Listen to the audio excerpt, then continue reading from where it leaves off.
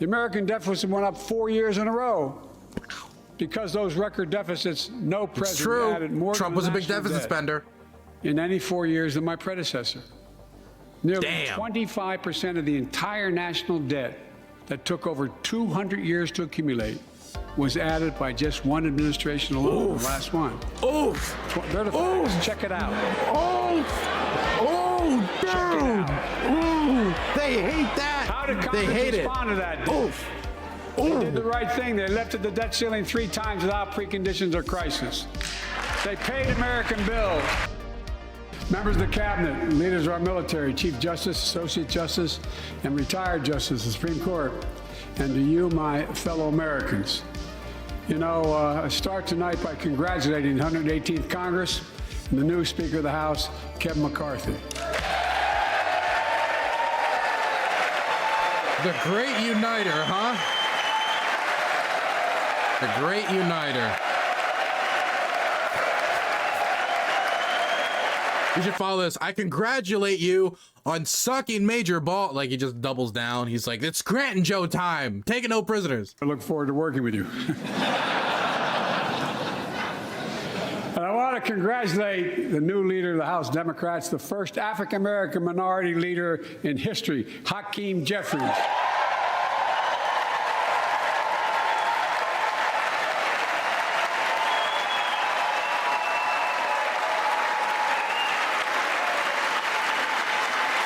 Hakeem Jeffries! Hail Jeffries! He won in spite of the fact I campaigned for him. Congratulations to the longest serving leader in the history of the United States Senate, Mitch McConnell. Where are you, Mitch? A lot less cheering for Mitch. He's not even standing up. He's not even standing up. And congratulations to Chuck Schumer. He has the Ukraine flag, though. Ukraine flag tie. Another term as Senate Minority Leader. You know, I think you, this time you have a slightly bigger majority, Mr. Leader, and you're the majority leader. About that much bigger? Yeah, well, I tell you what. I want to give special recognition to someone who I think is going to be considered the greatest speaker in the history of the House of Representatives, Nancy Pelosi. Has to. He has to. This is weird, though. It's a weird speech.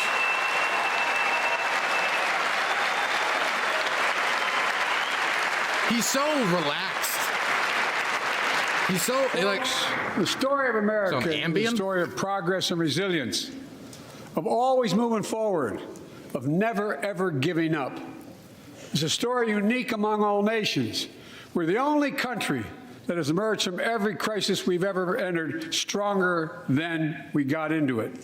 Look, folks, that's what we're doing again. 2 years ago, the economy was reeling. I stand here tonight after we've created, with the help of many people in this room, bankrupt man. 12 million new jobs. More jobs 12 created in 2 million years than any president's created in 4 years because of you all, because of the American people. 2 years War ago, cry!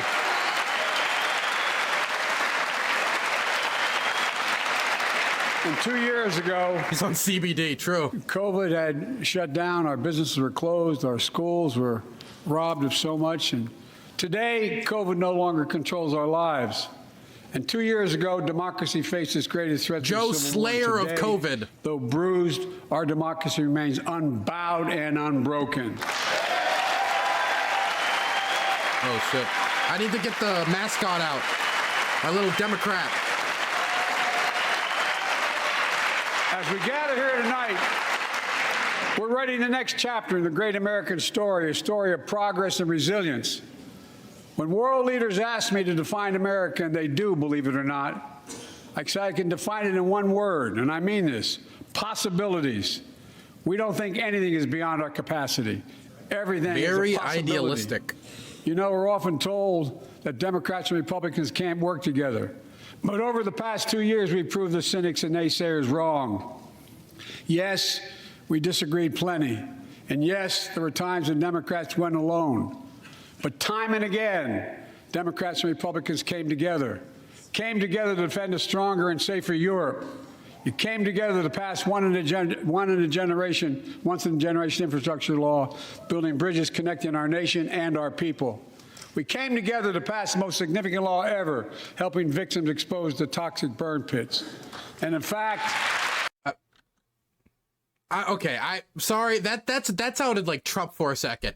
I passed the most significant law ever, more significant than any other law. I passed that. Like that sounds like a Trump statement right there. But they can't not clap for the burn victim thing.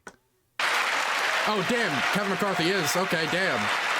Oh, nope, there they go. They have to stand up and clap. It's for burn victims. See, Kevin caved. He caved. He stood up. Saw it. Hey, even those guys are clapping. See, they have to. And in fact, I signed over 300 bipartisan pieces of legislation since becoming president, from reauthorizing the Violence Against Women Act, to the Electoral Count Reform Act, the Respect for Marriage Act that protects the right to marry the person you love. And to my Republican friends, if we could work together the last Congress, there's no reason we can't work together and find consensus on important things in this Congress as well. Biden advertised himself as the great uniter, okay? So he's leaning into the uniting thing right now because that's his whole idea. After Trump, he unites. He's the uniter where Trump was the divider. That's the idea, at least. I think the people sent us a clear message. Fighting for the sake of fighting, power for the sake of power, conflict for the sake of conflict gets us nowhere. That's always been my vision of our country, and I know it's many of yours. To restore the soul of this nation, to rebuild the backbone of America, America's middle class, and to unite the country. We've been sent here to finish the job, in my view. For decades, the middle class has been hollowed out in more than, and not one administration, but for a long time. Too many good-paying manufacturing jobs move overseas. He was doing so good. Factories closed down. Once thriving cities and towns that many of you represent became shadows of what they used to be. And along the way, something else we lost: pride, our sense of self-worth. I ran for president to fundamentally change things, to make sure our economy works for everyone, so we can all feel that pride in what we do. To build an economy from the bottom up and the middle out, not from the top down. Smart. Because when the middle class does well, the poor have a ladder up, and the wealthy still do very well. We all do well.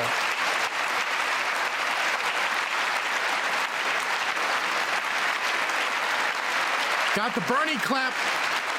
Socialist endorsement. I know a lot of you always kid me for always quoting my dad, but my dad used to say, Joey, a job's about a lot more than a paycheck. He really would say this. It's about a lot more than a paycheck. It's about your dignity. It's about respect. It's about being able to look your kid in the eye and say, honey, it's going to be okay, and mean it. Well, folks, damn. So let's look at the results. We're not finished yet by any stretch of the imagination, but unemployment rate is at 3.4%, a 50-year low. That is true. That is true. Near record. I do think they did some data changes, though. If I remember correctly, there was some like data change. I forget the exact changes in the data that did benefit him, but it is still a pretty low unemployment rate. Near record unemployment for black and... When I say data changes, I mean like ways they manage and like monitor the data. I think it was like people who have been out of work for so long and stayed out of work out of COVID. I don't like after a certain period of time, I don't think they're counted. I forget the exact change, but his unemployment rate still low. Hispanic workers. We've already created, through help, 800,000 good-paying manufacturing jobs, the fastest growth in 40 years. And where is it written? Where is it written that America can't lead the world in manufacturing? And I don't know where that's written. For too many decades, we imported projects and exported jobs. Now, thanks to what you've all done, we're exporting American products and creating American jobs. Damn. Folks. For those of you who are interested if that's based on anything, I think the most clear example would be the CHIP Act. But there's other pieces of legislation on that. But the CHIP Act was investing in American manufacturing when it came to microchips, which not only produces jobs, well, good paying jobs, good union jobs almost certainly as well, but also it is a vital national security interest. And I don't use that word a lot because it's a buzzword that people use to talk about bombing countries that we don't necessarily need to bomb, but they like use that word to make you feel scared. But that is true with chips. Sorry, I keep pausing. Inflation has been a global problem because the pandemic disrupted our supply chains, and Putin's unfair and brutal war in Ukraine disrupted energy supplies as well as food supplies, blocking all that grain in Ukraine. But we're better positioned than any country on earth right now. But we have more to do. Janet Yellen. But here at home, inflation is coming down. Here at home, gas prices are down $1.50 from their peak. Food inflation is coming down, not fast enough, but coming down. Inflation has fallen every month for the last 6 months, while take-home pay has gone up. Additionally, over the last 2 years, a record 10 million Americans applied to start new businesses. 10 million. And by the way, every time someone starts a small business is an act of hope. And Madam Vice President, I want to thank you for leading that effort to ensure that small businesses have access to capital and the historic laws we enacted that are going to just come into being. Standing here last year, I shared with you a story of American genius and possibilities. Semiconductors. Yep. Small computer chips the size of Oh, a yes, he's going to hammer on this. Oh, that's J.D. everything. Vance. He's going to hammer Cell on this. phones, automobiles, and so much more. God, I wish that guy wasn't a These senator. chips were invented in America. It's good to hammer on this. They're invented in America. It's good to hammer on this. We used to make 40% of the world's chips. In the last several decades, we lost our edge. We're down to only producing 10%. We all saw what happened during the pandemic when chip factories shut down overseas. Today's automobiles need 3,000 chips, each of those automobiles. But American automobiles couldn't make enough cars because there weren't enough chips. Car prices went up, people got laid off. So did everything from refrigerators to cell phones. We can never let that happen again. That's why we came together to pass the Bipartisan Chips and Science Act.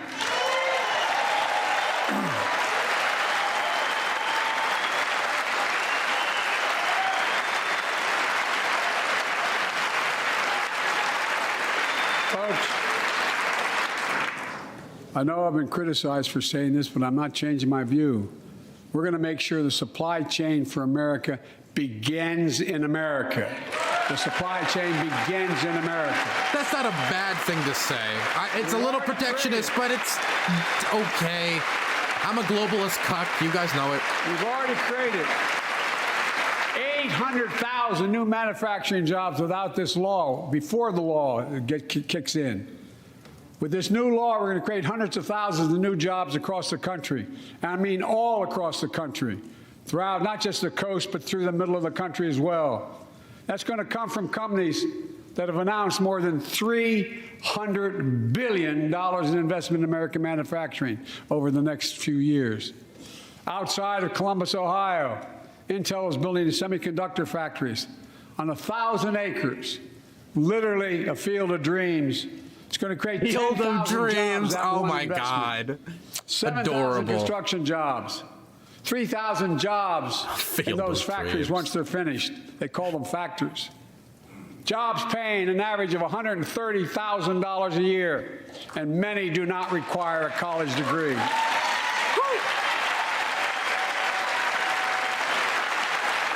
Jobs. Because we work together, these jobs where people don't have to leave home to search for opportunity. That was a cute clap, by the way. Also, somebody in chat just said, as long as Joe Biden keeps Tate in jail, I'll vote Biden in 2024. Thank you. Brilliant move. He should pressure the Romanian government. I don't think the Andrew Tate thing is a conspiracy. Biden should make it a conspiracy. And it's just getting started. Think about the new homes, the small businesses, the medium-sized businesses. So much more that's going to be needed to support those 3,000 permanent jobs and the factories that are going to be built. Talk to mayors and governors, Democrats and Republicans, and they'll tell you what this means for their communities. We're seeing these field of dreams transform to the heartland. But to maintain the strongest economy in the world, we need the best infrastructure in the world. And folks, hey, that's your job. Pete. We used to be #1 in the world in infrastructure. We've sunk to 13th in the world. The United States of America, 13th in the world in infrastructure, modern infrastructure. But now we're coming back because we came together and passed the bipartisan infrastructure law, the largest investment in infrastructure since President Eisenhower's interstate highway system.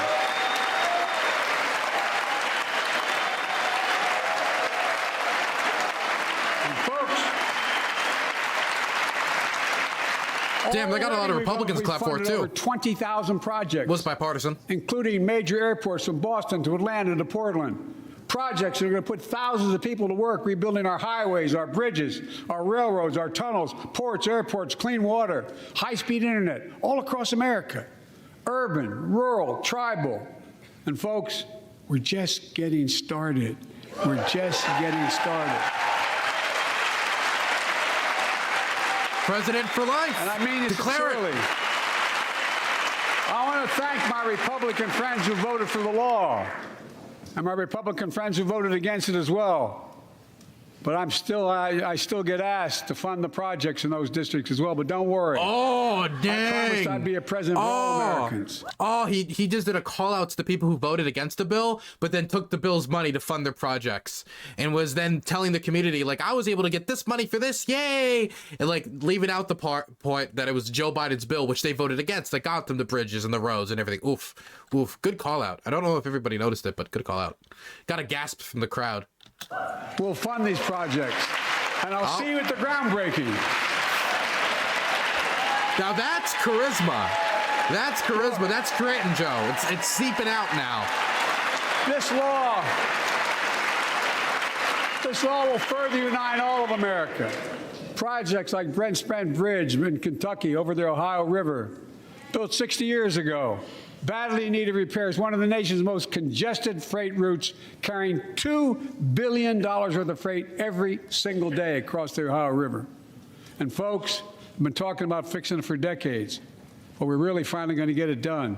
Yes. I went there last month with Democrats and Republicans and from both states to deliver a commitment of $1.6 billion for this project.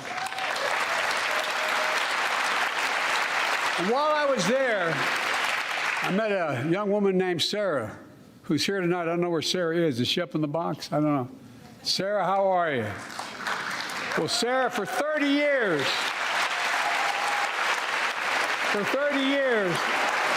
I learned Hi, Sarah. She's been a proud member of the Iron Workers Local 44, known as... Here's a cheer for the union. Known as the Cowboys in the Sky. The Cowboys in the Sky. That's awesome, actually. The folks who built Cincinnati's skyline. Sarah said she can't wait to be 10 stories above the Ohio River building that new bridge. God bless her. That's pride.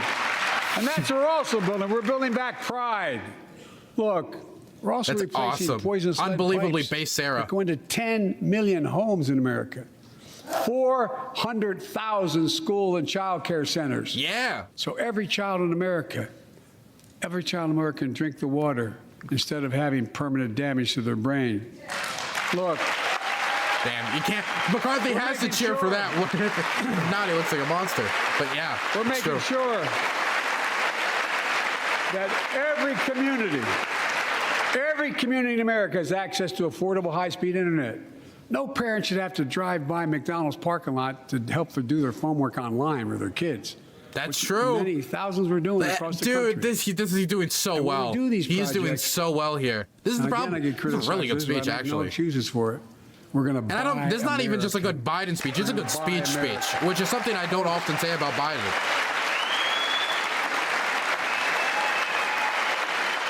And it's totally consistent with international trade rules. Buy America has been the law since 1933, but for too long, past administrations, Democrat and Republican. I am full lib mode right now. That is true. Not anymore.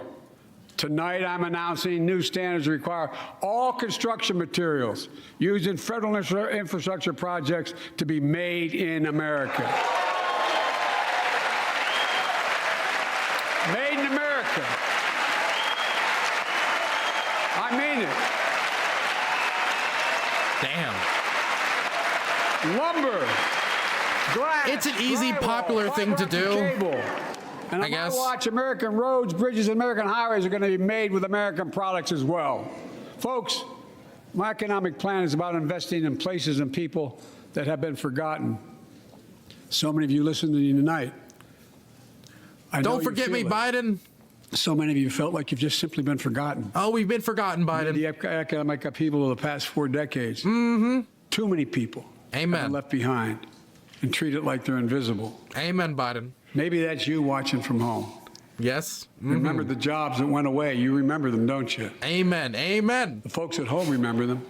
Yes, we You do. wonder whether the path even exists anymore for your children to get ahead without having to move away. Well, that's why I get that. That's why. Can I get an amen we're in chat for building an Biden? economy where no one's left behind. Amen. Jobs are coming back. Pride is coming back because choices we made in the last several years. You know, this is, in my view, a blue-collar blueprint to rebuild America and make a real difference in your lives at home.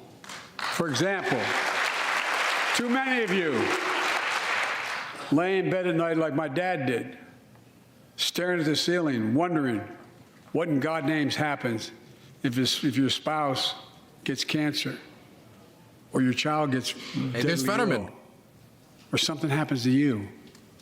What are you going to have? You get money to pay for those medical bills? Or are you going to have to sell the house or try to get a second mortgage on it? I get it. I get it. With the Inflation Reduction Act that I signed into law, we're taking on powerful interests to bring health care costs down so you can sleep better at night with more security. You know, we pay more for prescription drugs than any nation in the world. Let me say it again. We pay more for prescription drugs than any major nation on earth. For example, 1 in 10 Americans has diabetes. Many of you in this chamber do, and in the audience. Yeah, we call the But every chamber day, fat. millions No, wait, need no, insulin to not control really, their but diabetes, so they can literally stay alive. you're fat, Jack. Insulin's been around for over 100 years. The guy who invented it didn't even patent it because he wanted it to be available for everyone. It cost the drug companies roughly $10 a vial to make that insulin. Packaging and all, you may get up to $13. This is actually Big really good Pharma legislation, has been unfairly unironically. charging people hundreds of dollars. I praised it at the time. $400 a month, making record profits. Not anymore. It should have gone further, but anymore. it was a good step.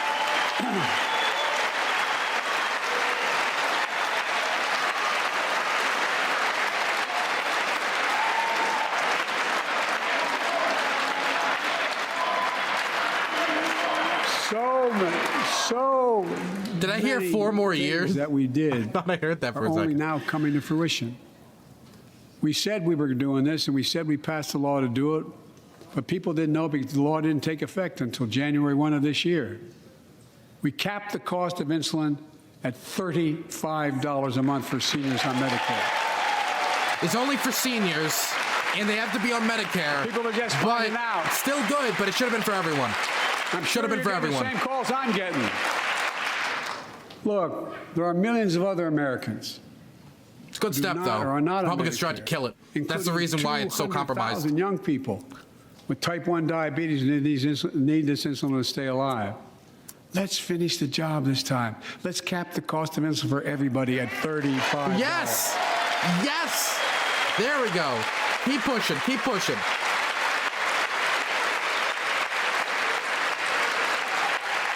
Folks, It was the Republicans that stopped that. and Big Pharma's still going to do very well, I promise you all. I promise you they're going to do very well. This law, I think it was also Joe, too, also and caps Kirsten and won't Sinema. go into effect until 2025. Joe Manchin, that is. Costs, out-of-pocket drug costs for seniors on Medicare at a maximum of $2,000 a year. You don't have to pay more than $2,000 a year, no matter how much your drug costs are. Still be lower, but You know why? still you all a know step. Many of you, like many in my family, have 2,000 cancer. still too up, but You know still. the drugs can range from 10, Step. 11, 14, $15,000 for the cancer drugs. And if drug prices rise faster than inflation, drug companies are going to have to pay Medicare back the difference. We're finally giving Medicare the power to negotiate drug prices. That is very important. Bringing down prescription drug costs doesn't just save seniors money, it cuts the federal deficit by billions of dollars, by hundreds of billions of dollars, because these prescription drugs are drugs purchased by Medicare to keep their commitment to the seniors. Well, guess what? Instead of paying $400 or $500 a month, you're paying $50. It was an only stumble in a while. That's a lot of savings for the federal government. And by the way, why wouldn't we want that? Now, some members here are threatening, and I know it's not an official party position, so I'm going to exaggerate, but threatening to repeal the Inflation Reduction Act. As my coach, that's okay. That's fair. As my football coach used to say, lots of luck in your senior year. Make no mistake. Get him, dog. Get him. Jobs, I will veto it. He will veto it. It's dead in the water. It's his stuff, too. It's Ted's. I'm pleased to say that more Americans have health insurance now than ever in history. A record 16 million people are enrolled in the Affordable Care Act. And thanks to the law I signed last year, millions are saving $800 a year on their premiums. And by the way, that law was written and the benefit expires in 2025. So my plea to some of you, at least in this audience, let's finish the job and make these savings permanent. Expand coverage of Medicaid. What cinema is completely uninterested. Tailcoat. Look, the Inflation Reduction Act is also the most significant investment ever in climate change. Ever. Lowering utility bills. Creating American jobs. Doug, I don't know what it is with Kirsten Sinema. It feels like every time I see her in public, she's wearing like "Give me attention" clothes, and I don't know what I exactly mean by that. But like, you guys remember when she did the downvote in like, what was it, like a jean jacket? It was so weird. Leading the world to a clean energy future. I visited the devastating aftermath of record floods, droughts, storms, and wildfires. Yeah, it's from Arizona to Mexico to all the way up to the Canadian border. More timber has been burned, that I've observed from helicopters, than the entire state of Missouri. And we don't have global warming? Not a problem. In addition to emergency recovery, from Puerto Rico to Florida to Idaho, we're rebuilding for the long term. New electric grids that are able to weather major storms and not prevent those forest fires. Roads and water systems withstand the next big flood. Clean energy to cut pollution and create jobs in communities often left behind. We're going to build 500,000 electric vehicle charging stations installed across the country by tens of thousands of IBEW workers. And we're helping families save more than $1,000 a year with tax credits to purchase electric vehicles and efficient appliances, energy-efficient appliances. Historic conservation efforts to be responsible stewards of our land. Let's face reality. The climate crisis doesn't care if you're in a red or blue state. It's an existential threat. We have an obligation, not to ourselves, but to our children and grandchildren, to confront it. I'm proud of how America at last is stepping up to the challenge. Wait, we got a lecture fan moment. Lecture fan tweeted out a moment on Twitter. I got to see. What does he think? Nature. Oh my goodness. Anybody else feel the way I feel when I see them all happy in DC? Let's see. For the misogynist nature. Oh my goodness. Ridiculous.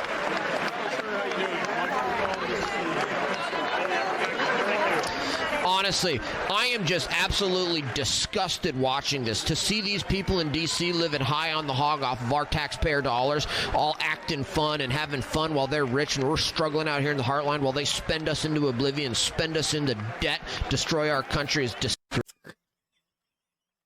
He's like a cartoon character. He's like a cartoon character. To see them happy, they see them clapping while they're fat and spending all of our time. He's like a cartoon character. He's like an impersonation someone would do of Rush Limbaugh.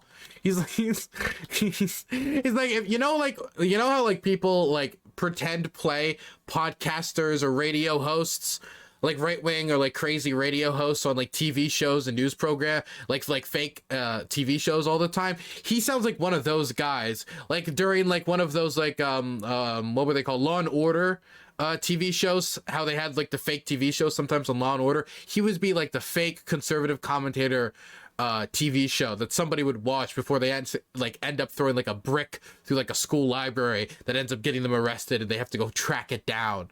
Like he's just a very unique character. And that was a very adept description of Lecture Fan. Let's keep going.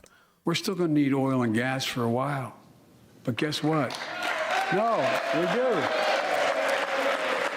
But there's so much more to do. We got to finish the job. And we pay for these investments in our future by finally making the wealthiest and biggest corporations begin to pay their fair share. Just begin.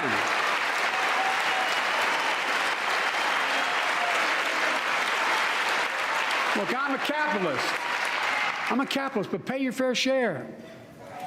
I think a lot of you at home agree with me and many people that you know. The tax system is not fair. It is not fair.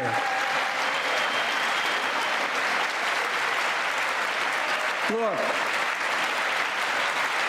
the idea that in 2020, 55 of the largest corporations in America, the Fortune 500, made $40 billion in profits and paid zero in federal taxes? Zero? Folks, it's simply not fair. But now, because of the law I signed, billion-dollar companies have to pay a minimum of 15%. God love them. 15%. That's less than a nurse pays.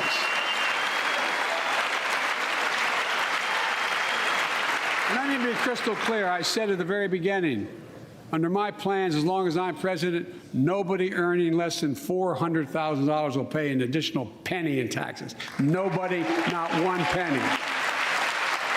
But let's finish the Republicans job. hate when he says that.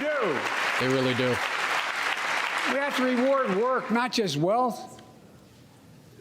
Pass my proposal for the billionaire minimum tax. You know, there's 1,000 billionaires in America. It's up from about 600 in the beginning of the term. But no billionaire should be paying a lower tax rate than a school teacher or firefighter. I mean it. Think about it.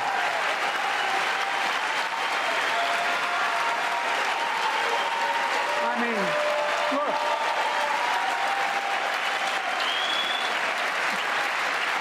I know you aren't enthusiastic about that, but think about it. Think about it. Have you noticed Big Oil just reported its profits? Record profits. Last year, they made $200 billion in the midst of a global energy crisis. I think it's outrageous. Why? I like the hype people in the crowd. It is ridiculous. We're afraid you're going to shut down all the oil wells and all the oil refineries. You tell them, anyway, Joe. So why should we invest in them? It's great. I said, we're going to need oil for at least another decade. And that's going to exceed and beyond that. We're going to need it. Production.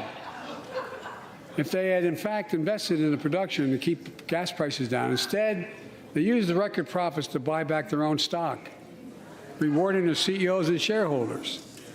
Corporations ought to do the right thing. That's why I propose we quadruple the tax on corporate stock buybacks and encourage long-term investments. Whoa! Lo McCarthy hates that. He hates that.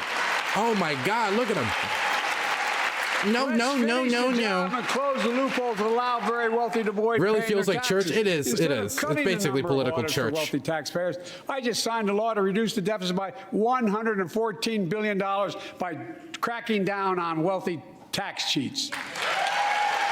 That's being fiscally responsible. I'm sorry. He just like completely frozen. 2 years. Sorry. Oof. My administration has cut the deficit by more than $1.7 trillion, the largest deficit reduction in American history. Under the previous administration, the American deficit went up 4 years in a row. Because those record deficits, no president added more Trump than was a big national deficit debt spender in any 4 years than my predecessor. Nearly Damn. 25% of the entire national debt that took over 200 years to accumulate was added by just one administration alone, the last one. Oof. They're the facts. Check it out. Oh, dude. Check it out. Ooh, they hate that. How did they Congress hate respond to that? Oof. They did the right thing. They lifted the debt ceiling 3 times without preconditions or crisis. They paid American bills to prevent an economic disaster to the country. This is best performance yet, man. This is good. Suit. Let's commit here tonight to the full faith and credit of the United States of America will never, ever be questioned. Some of my Republican friends want to take the economy hostage. I get it, unless I agree to their economic plans. All of you at home should know what those plans are. Instead of making the wealthy pay their fair share, some Republicans want Medicare and Social Security to sunset. I'm not saying it's a majority. Yeah, get him! Don't pull your punches. Anybody who doubts it, contact my office. I'll give you a copy. I'll give you a copy of the proposal. Damn. That means Congress doesn't vote. Grab him. Go in. Glad to see you. No, I tell you, I enjoy conversion. You know, it means if Congress doesn't keep the programs the way they are, they'd go away. Other Republicans say, I'm not saying it's a majority of you. I don't even think it's even a significant, but it's being proposed by individuals. I'm not politely not naming them, but it's being proposed by some of you. They are angry, man. They're so pissed. Folks, look how angry they are. The idea is that we're not going to be moved into being threatened to default on the debt if we don't respond. Folks. True. Yeah, look insane. Look insane. Look pissed. Oh, dude, this is great. This is excellent, man. I love every second of this. So, folks, as we all apparently agree, Social Security and Medicare is off the books now, right? They're not to be stopped. All right. Yeah, see, they're not standing and clapping. They're not clapping. They're not clapping. They're not clapping. God. Yeah, grab them. Social Security's protected. Lifeline for millions of seniors. Yeah. Americans have to pay into them from the very first paycheck they started. So tonight, let's all agree, and we apparently are, let's stand up for seniors. Yeah, grab them. See? You know what he just did? People were like, well, that was too divisive for Biden to do that. But no, he was playing 5D chess. He attacked them to unite them. Look, he's like 5D chess, and he's ahead of everyone. He's ahead of everyone. No one can stop him. Stand up and show them. We will not cut Social Security. We will not cut Medicare.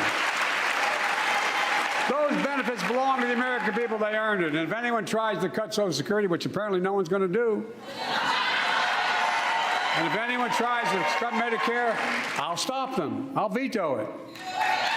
And look, I'm not going to allow them to be taken away. Not today, not tomorrow, not ever. But apparently it's not going to be a problem.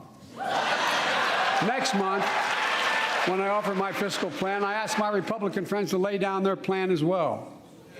I really mean it. Let's sit down together and discuss our mutual plans together. Let's do that.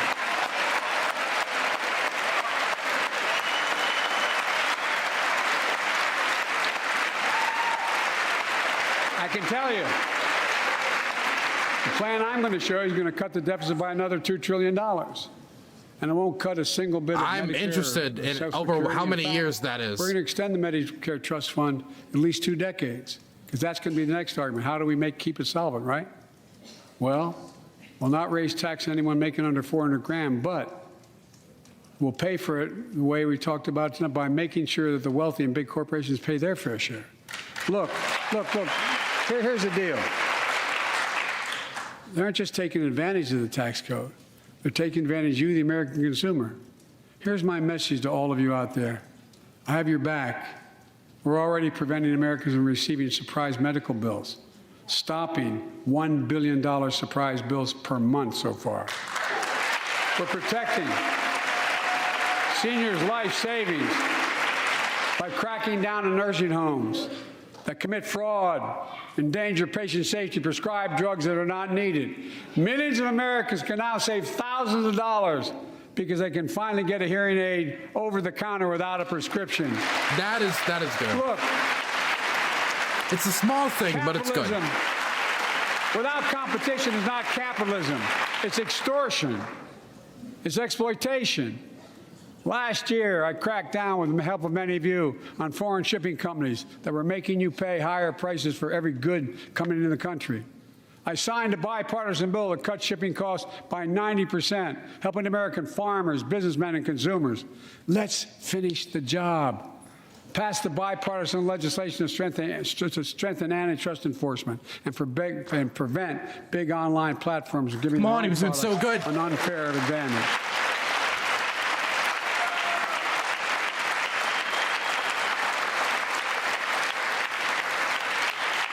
My administration is also taking on junk fees, those hidden surcharges too many companies use to make you pay more.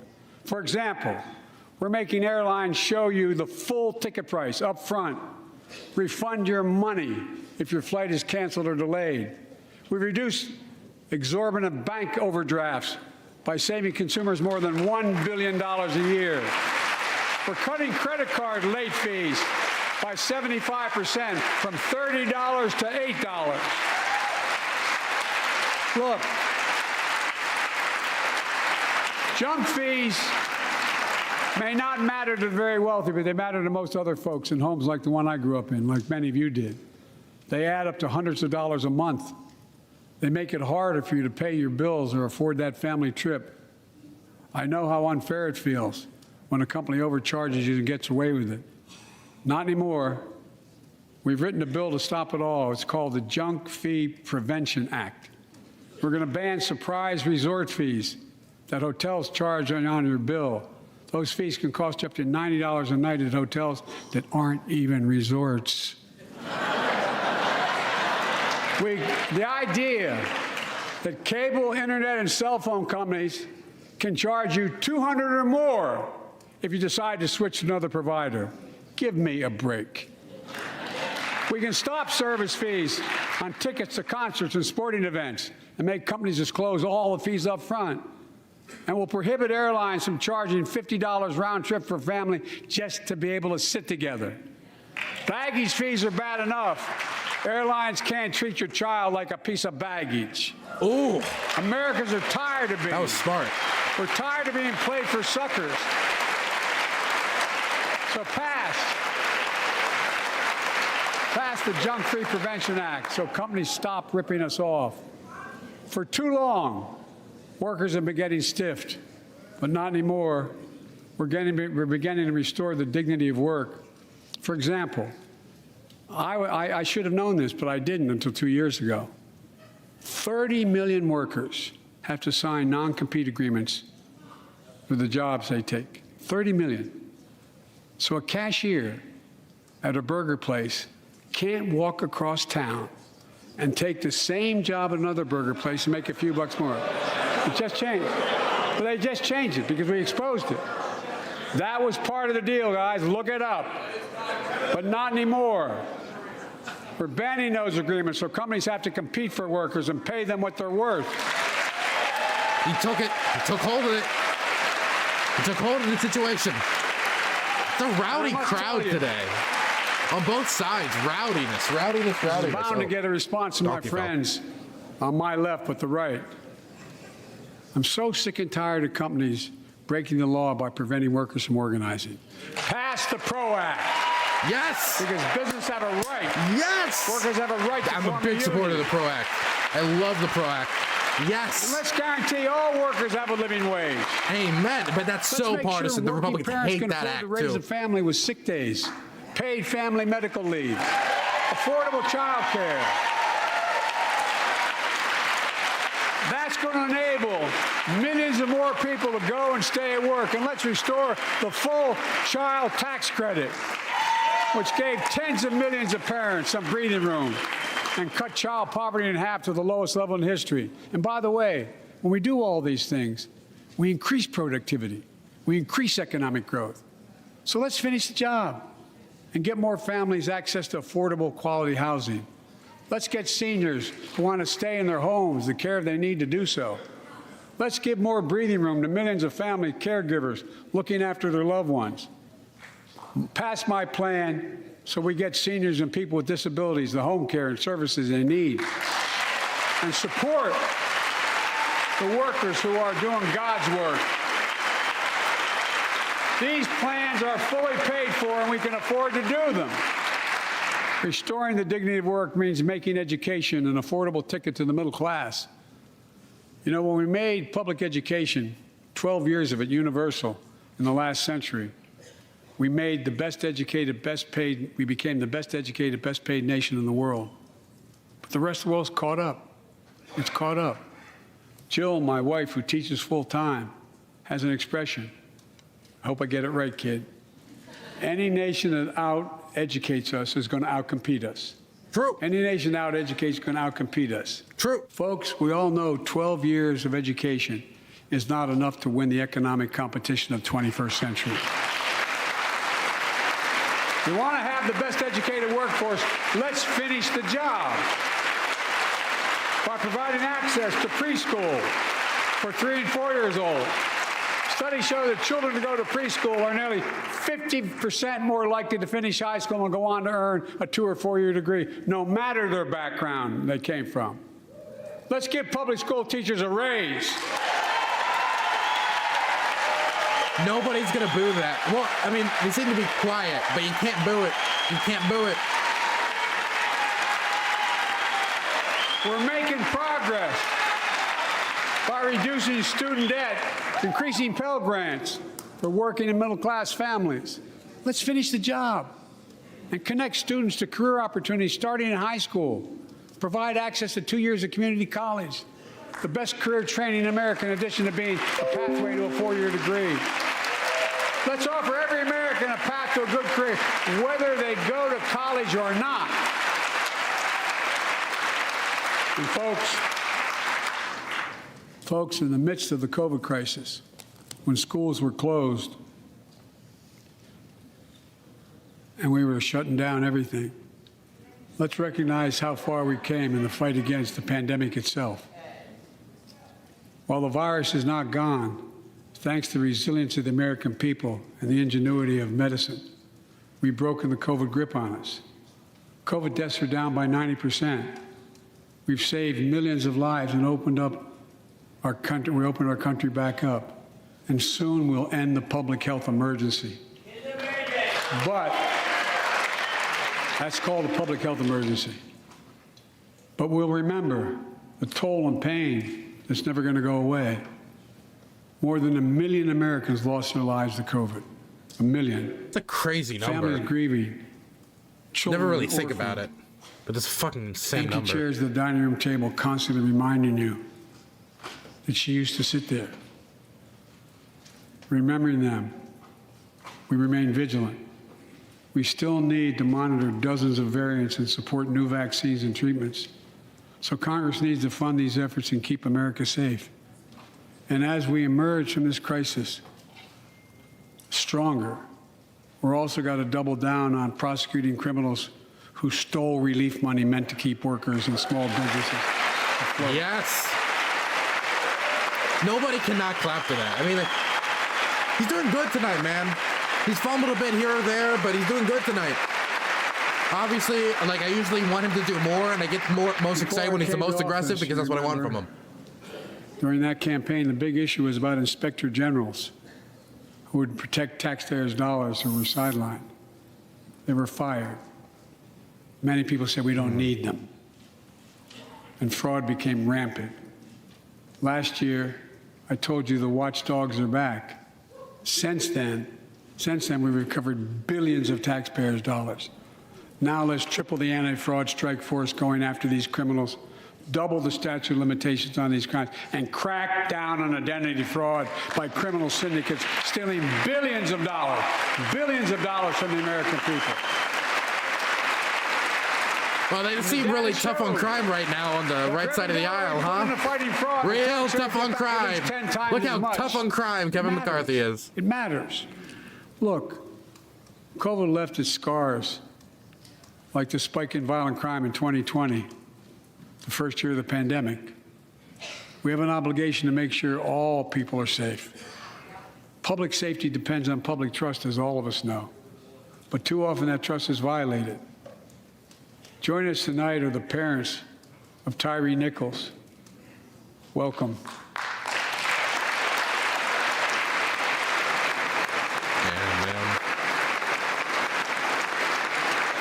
Ooh.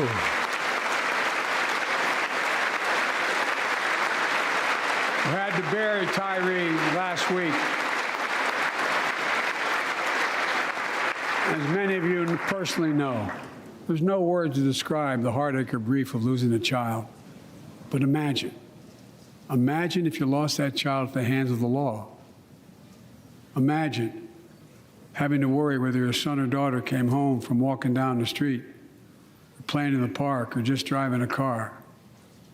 Most of us in here have never had to have the talk that brown and black parents have had to have with their children. Bo, Hunter, Ashley, my children, I never had to have the talk with them. I never had to tell them if a police officer pulls you over, turn your interior lights on right away. Don't reach for your license. Keep your hands on the steering wheel. Imagine having to worry like that every single time your kid got in a car. Here's what Tyree's mother shared with me when I spoke to her. When I asked her how she finds the courage to carry on and speak out. With the faith of God, she said her son was, quote, a beautiful soul, and something good will come of this. Imagine how much courage and character that takes. It's up to us, to all of us. We all want the same thing. Neighborhoods free of violence. Law enforcement who earns the community's trust. Just as every cop, when they pin on that badge in the morning, has a right to be able to go home at night, so does everybody else out there. Oh, that's a really good line. Have a right to come home safely. Equal protection under the law is a covenant we have with each other in America. We know police officers put their lives on the line every single night and day. And we know we ask them in many cases to do too much, to be counselors, social workers, psychologists, responding to drug overdoses, mental health crises, and so much more. In one sense, we ask much too much of them. I know most cops and their families are good, decent, honorable people, the vast majority. But they risk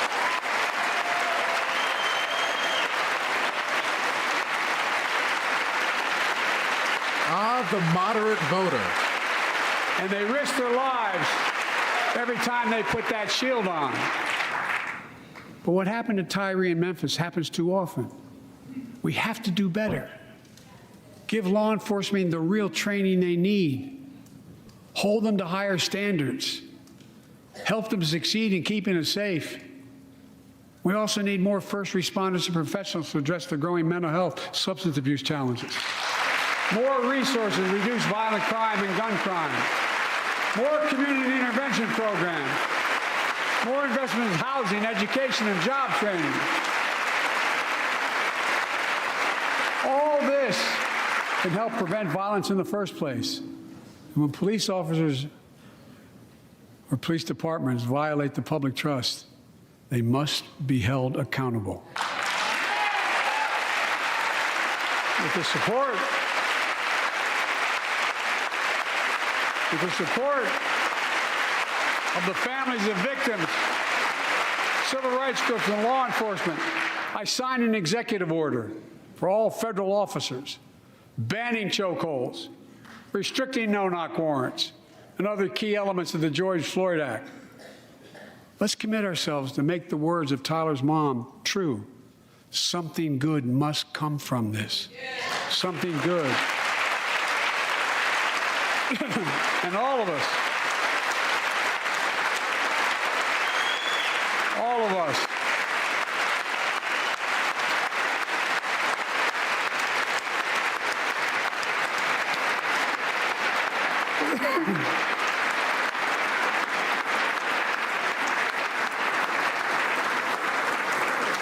folks, it's difficult, but it's simple. All of us in this chamber, we need to rise to this moment.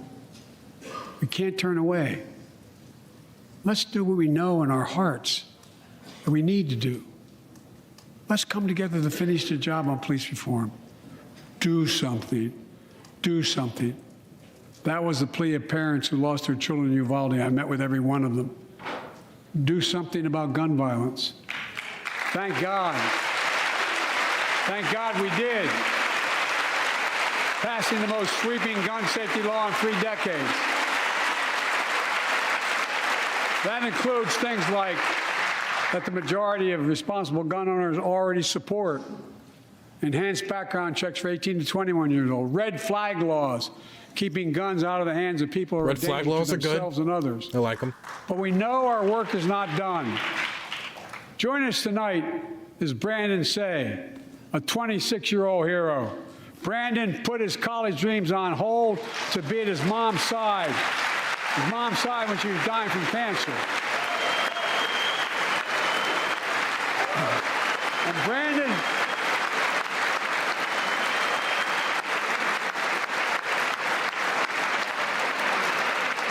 now works at the dance studio started by his grandparents.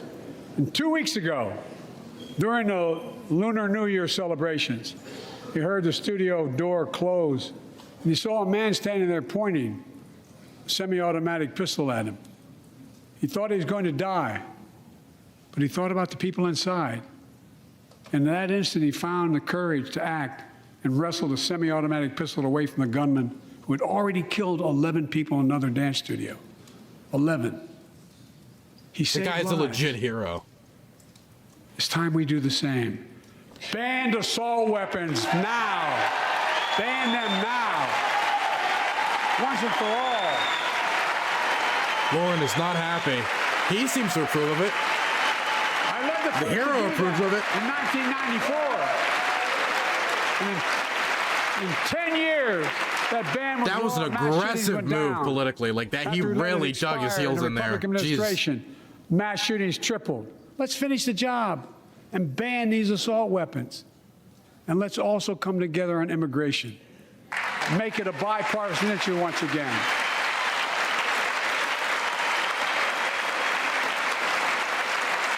We know we now have a record number of personnel working to secure the border, arresting 8,000 human smugglers, seizing over 23,000 pounds of... By the way, for the record, I am not actually a huge fan of banning assault weapons, but I saw the political, I don't want to say the political mastery, but what he was doing there, that was really aggressive. Fentanyl in just the last several months. We've launched a new border plan last month. Unlawful migration from Cuba, Haiti, Nicaragua, and Venezuela has come down 97% as a consequence of that. But American border problems won't be fixed until Congress acts. If we don't pass my comprehensive immigration reform, at least pass my plan to provide the equipment and officers to secure the border.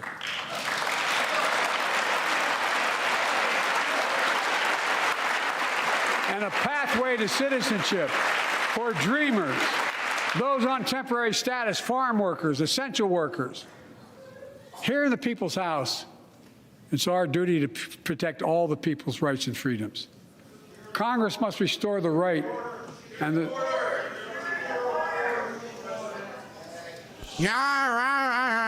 Congress must restore Yip like the a right dog. that was taken away in Roe v. Wade and protect Roe v. Wade. There you go. Shift to abortion. Give every woman a constitutional right. 100%. The Vice President and I are He can go doing aggressive on everything this. He should go so hard on to this. protect access to Hold no reproductive punches. Hold healthcare no punches. and safeguard patient safety. But already more than a dozen states are enforcing extreme abortion bans. Make no mistake about it. If Congress passes a national ban, I will veto it. But let's also pass. Look, there's no clapping from the Republican Let's side. also pass the Bipartisan None. Equality Act. Notice to ensure LGBTQ Americans, especially transgender young people, can live with safety and dignity. Our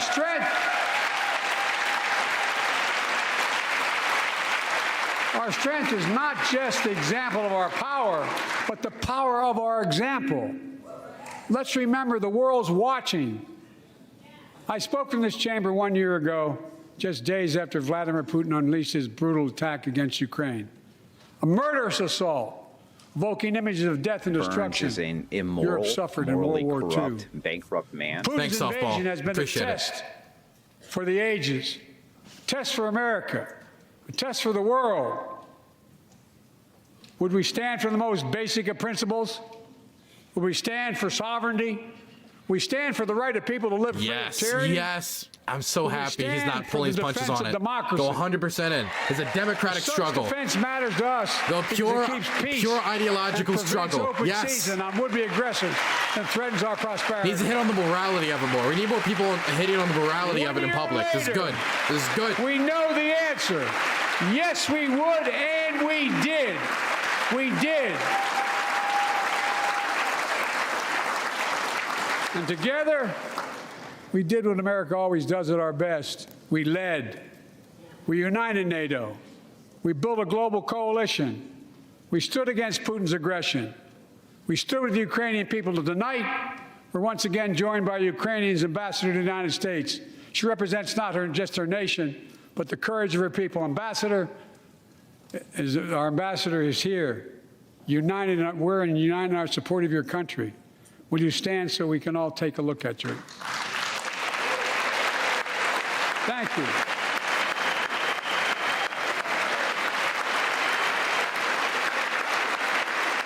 Because we're going to stand with you as long as it takes. As long as it takes, yes. Yes. That's what I wanted. That's all I wanted on Ukraine. For him to say, we're in this till the end. Working for more Thank you. freedom, more Good. dignity, more peace. All I needed. Not just in Europe, but everywhere. Maybe you could have talked about longer range missiles, something like that. But like when it comes to like setting like the groundwork to make sure we're in it to the end, he did it. Before I came to office, the story was about how the People's Republic of China was increasing its power and America was failing in the world. Not anymore. We made clear, and So can I just say, he should really. I gotta keep talking about this. Marijuana legalization is an easy W. I can't. Dude, I would love to watch other Republicans be there angry, and everybody would see them on camera angry at the idea of not locking up people for smoking a joint at the end of a workday. I would love to see that. It'd be great to plaster that all over television. I may, in my personal conversations, which have been many, with President Xi, that we seek competition, not conflict. But I will make no apologies that we're investing to make America stronger, investing in American innovation and industries that will define the future that China intends to be dominating, investing in our alliances and working with our allies to protect advanced That's technology Marjorie. I recognize her voice anywhere. Used against us, modernizing our military to safeguard stability and deter aggression. Today, we're in the strongest position in decades to compete with China or anyone else in the world. Anyone else in the world. And I'm committed.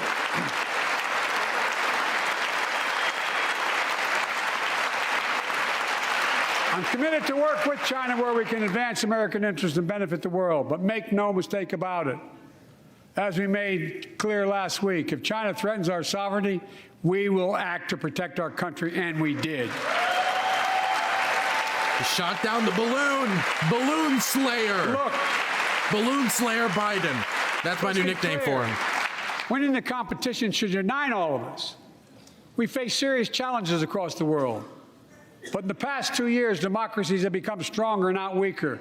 Autocracies have grown weaker, not stronger. Name me a world leader who changed places with Xi Jinping? Name me one.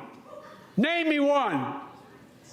America's rallying the world to meet those challenges, from climate to global health, to food insecurity, to terrorism, to territorial aggression. Allies are stepping up, really spending loud more, and there. doing more. Look, Not a bad thing. Just, I don't know why I chose that word bridges were formed specifically. between partners in the Pacific and those in the Atlantic, and those who bet against America are learning how wrong they are. It's never, ever been a good bet to bet against America. Never.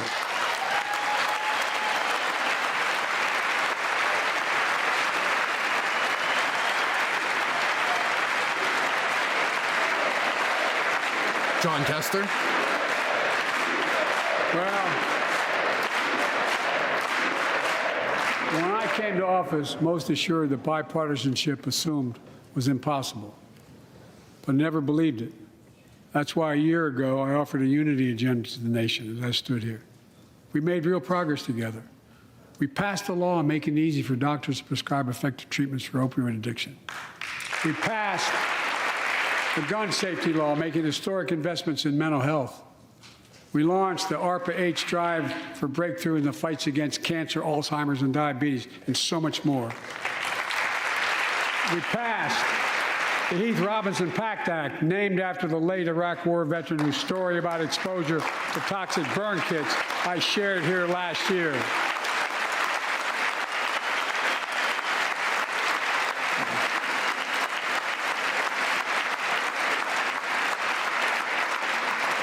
I understand something about those burn pits, but there's so much more to do.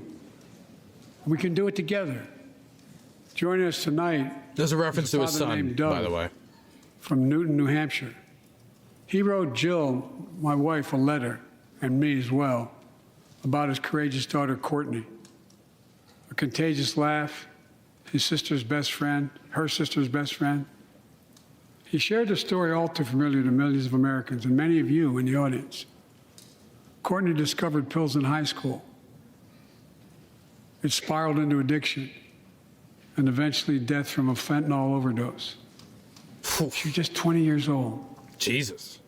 Describing the last 8 years without her, Doug said, "There's no worse pain." Yet their family has turned pain to purpose, working to end the stigma and change laws. He told us he wants to start a journey toward American recovery. Doug, we're with you. Fentanyl is killing more than 70,000 Americans a year.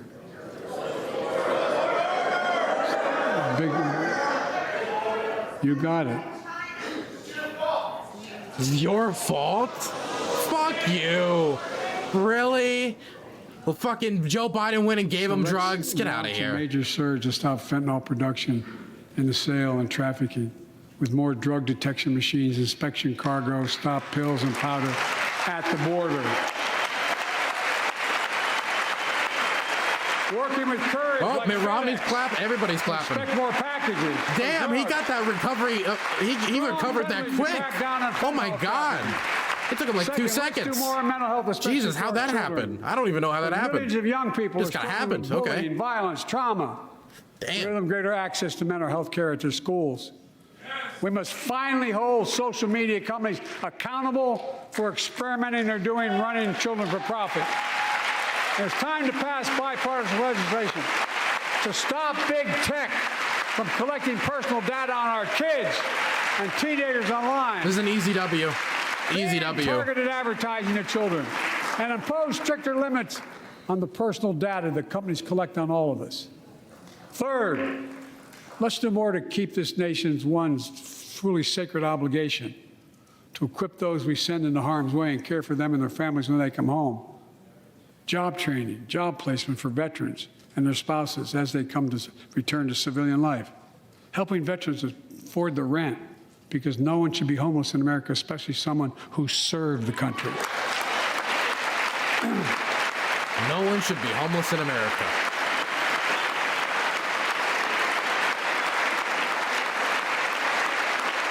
Somebody was shaking their cane.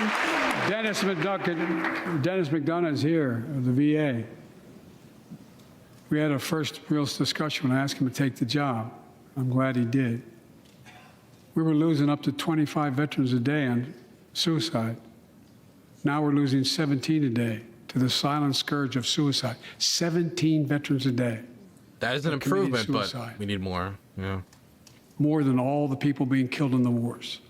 Jesus, yeah. Folks, Fuck. VA is doing everything it can, including expanding mental health screening, proven programs that recruits veterans to help other veterans understand what they're going through, get them the help they need. We got to do more. And fourth, last year, Jill and I reignited the cancer moonshot that I was able to start with President Obama asked me to lead our administration on this issue. Our goal is to cut the cancer death rates at least by 50% in the next 25 years. Turn more cancers from death sentences to treatable diseases. Provide more support for patients and their families. It's personal to so many of us in this audience. Joining us are Morris and Candice, an Irishman and the daughter of immigrants from Panama. They met and fell in love in New York City and got married in the same chapel Jill and I got married in New York City. Aw. Kindred spirits. He wrote us a letter about his little daughter, Ava, and I saw her just before I came over. She was just a year old when she was diagnosed with rare kidney disease, cancer. After 26 blood transfusions, 11 rounds of radiation, 8 rounds of chemo, 1 kidney removed, giving a 5% survival rate. He wrote how in the darkest moments he thought, if she goes, I can't stay. Oh. Many of you have been through that as well. Jill and I understand that like so many of you. And he read Jill's book describing our family's cancer journey and how we tried to steal moments of joy where we could with Bo. For them, that glimmer of joy was the half smile of their baby girl. It meant everything to them. They never gave up hope. Little Ava never gave up hope. She turns 4 next month. They just found out Ava's beating the odds, is on her way to being cured of cancer. And she's watching from the White House tonight if she's not asleep already. For the lives we can save.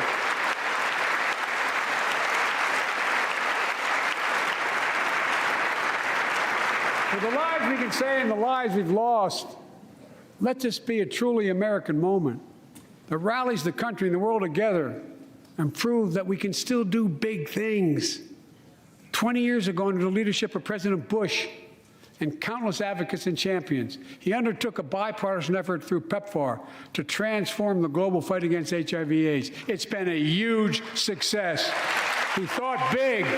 He thought large. He moved. I believe we can do the same thing with cancer. Anti-cancer is a brave position. Let's end cancer as we know it. You know, Cure some cancers once and for all. the Anti-Cancer Coalition. There's one reason why we've been able to do all of these things. Our democracy itself. It's the most fundamental thing of all. With democracy, everything's possible. Without it, nothing. It's a field of dreams. The last few years, our democracy has been threatened and attacked, put at risk, put to the test in this very room on January the 6th. And then just a few months ago, an unhinged big lie assailed and unleashed a political violence, the home of the then Speaker of the House of Representatives, using the very same language the insurrectionists Talk about David used Pepe. as they stalked these halls and chanted on January 6th. Here tonight in this chamber is a man who bears the scars of that brutal attack, but is as tough and as strong, as resilient as they get. My friend Paul Pelosi. Paul, stand up. I didn't know they were going to do this. Wow, actually.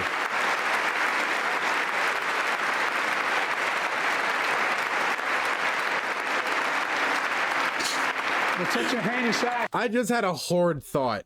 Do you think if he was next to Marjorie Taylor Greene, that she would be like, you're not getting away yet.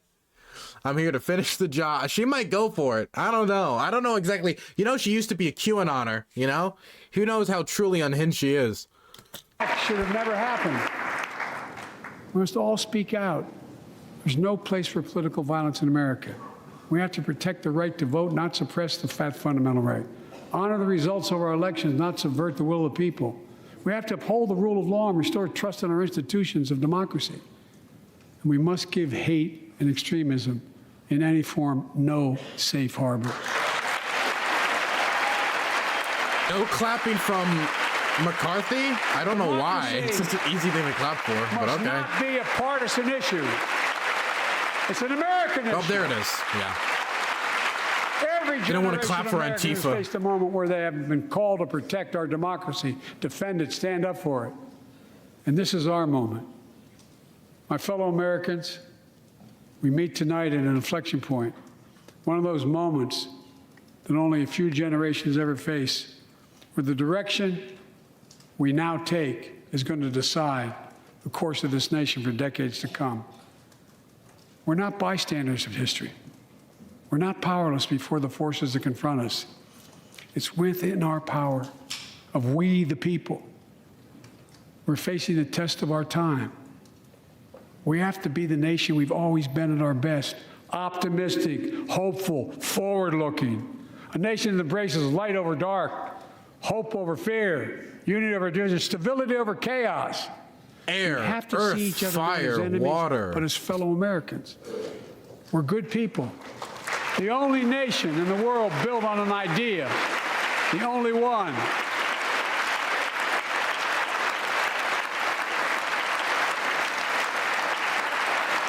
Other nations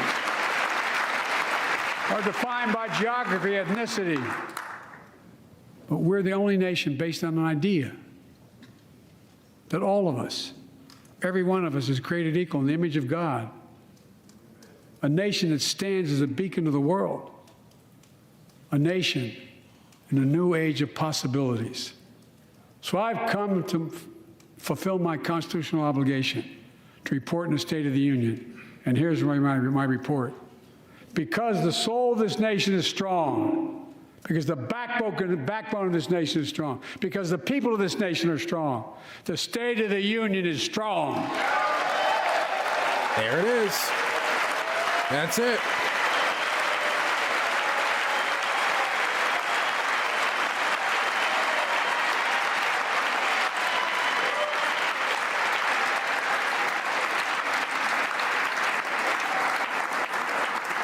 I'm not new to this place. I stand here tonight having served as long as about any one of you have ever served here. But I've never been more optimistic about our future, about the future of America. We just have to remember who we are. We're the United States of America, and there's nothing beyond our capacity if we do it together. God bless you all, and may God protect our troops. May God protect our troops. Damn, man, he did good. He did good.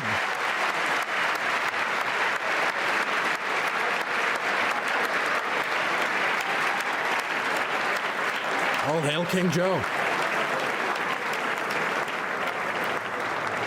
President Joe Biden calling on Congress to, in his words, finish the job, touting the laws passed so far during his presidency and calling for action on Democratic priorities. Okay, so we're going to be stream for a second.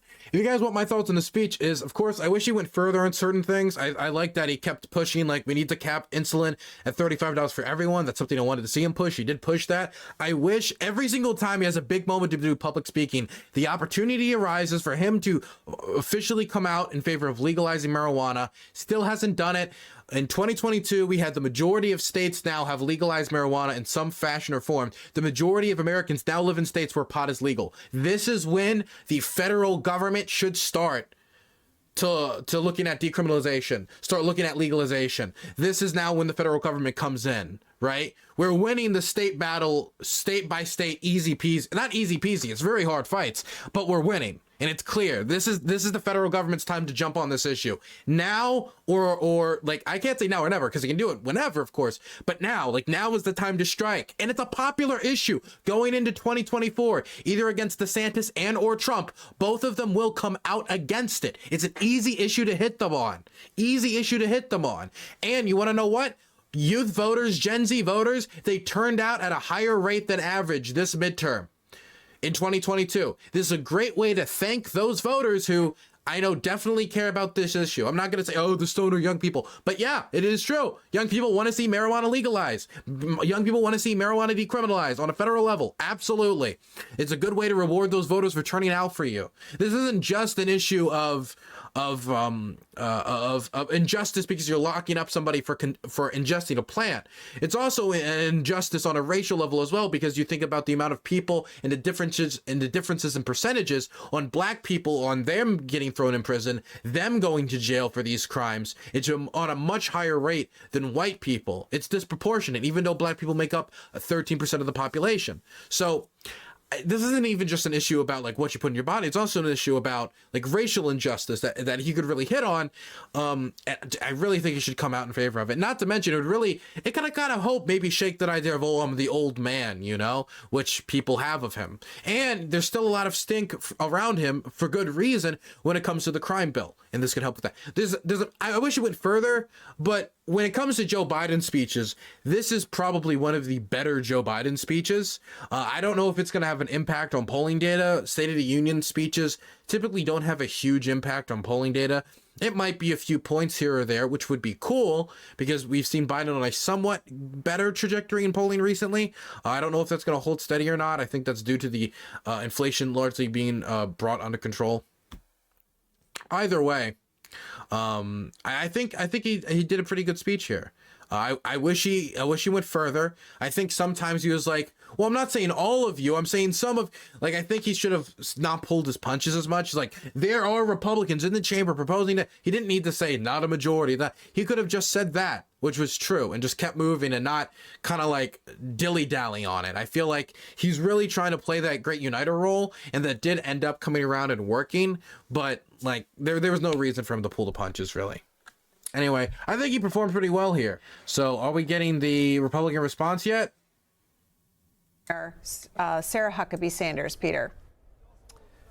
And Sarah Huckabee Sanders was just elected this past November. Okay, let's get it. Office on January 10th, and she won by 28 points. And of course, she served as President Trump's press secretary for a couple of years. Her father was governor of Arkansas from 1998 to 1996 to 2007. And Governor Sanders met her husband Brian on her father's 2008 presidential campaign, and they have 3 children. After the governor speaks, we will be going to your phone calls and your reaction on social media, either via text message or on our social media platforms. Just remember, you can also listen to everything that you're hearing tonight on C-SPAN on our C-SPAN Now app. It's free, and it's available at all locations where you download your apps.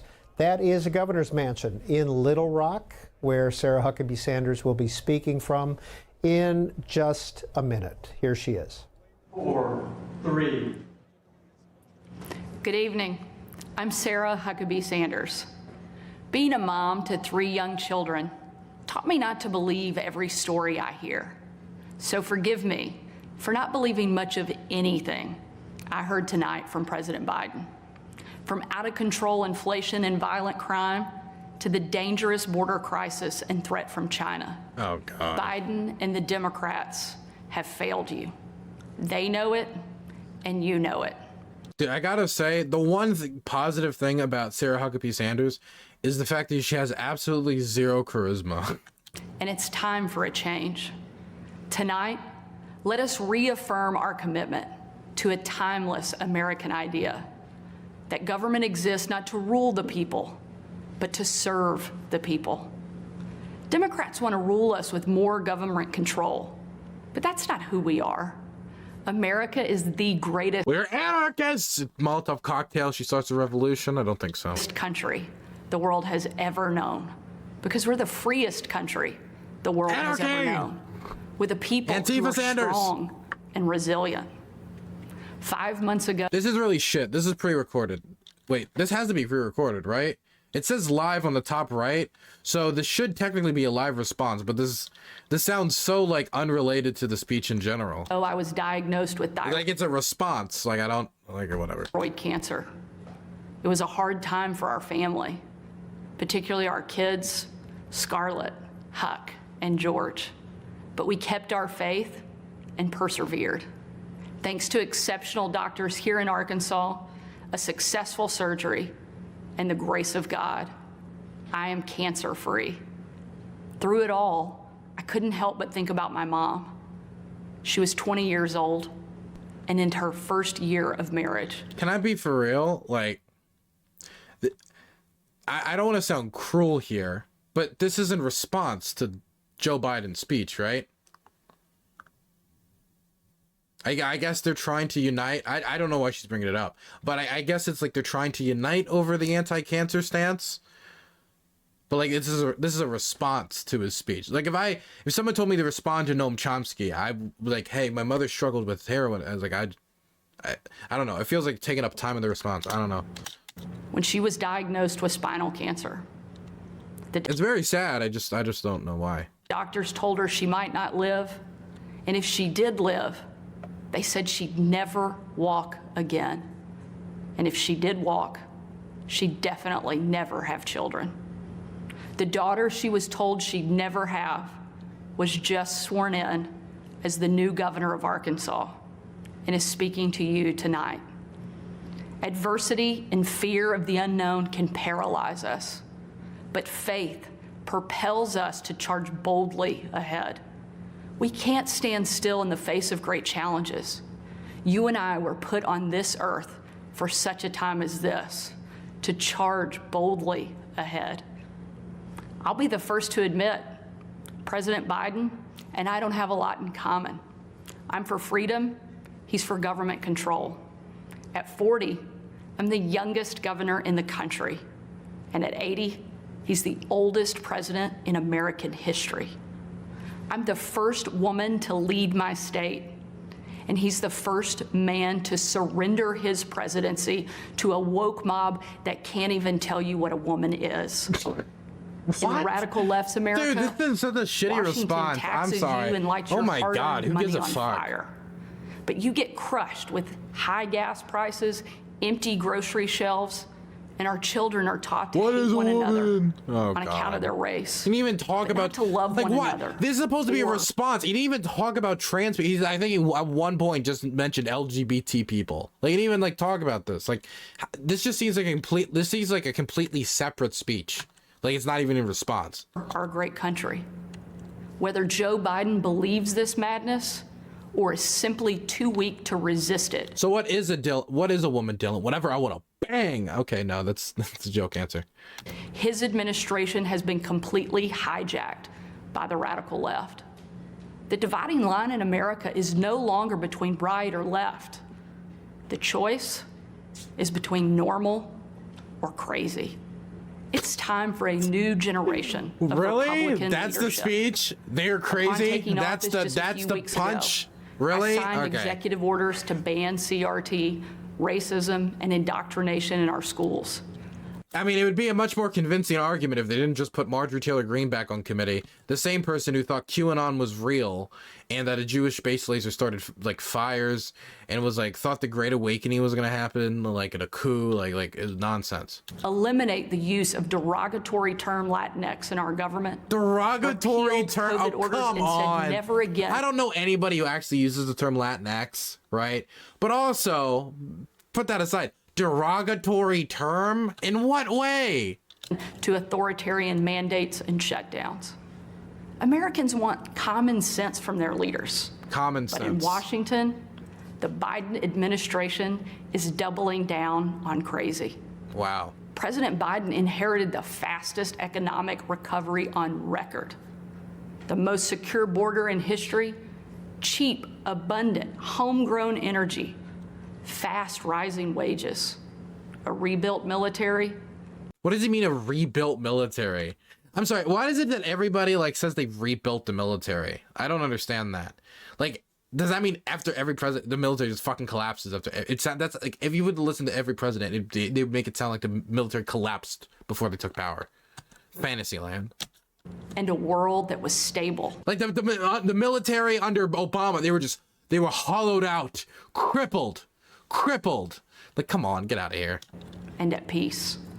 But over the last 2 years, Democrats destroyed it all. They destroyed. How did they destroy the military? How did Democrats destroy? What did we do? We just our final order to our armed forces is mass suicide. Military gone. Damn. Maybe we didn't expand Space Force enough. I don't know. Democrats trillions in reckless spending and mountains of debt. We now have the worst border crisis in American history. As a mom, my heart breaks for every parent who has lost a son or daughter to addiction. 100,000 Americans a year are now killed from drug overdoses, largely from fentanyl pouring across our southern border. Yet the Biden administration refuses to secure the border and save American lives. This isn't in response to the speech. The speech he specifically was talking about, like, we're gonna give money to the organization to help with the border. We're gonna hire more immigration judges. He was like talking about doing the funding, and then the Republicans clapped for him, and then the Democrats clapped, and they were all yahoo border. After they were getting really angry and heckling him for it, then they clapped for him.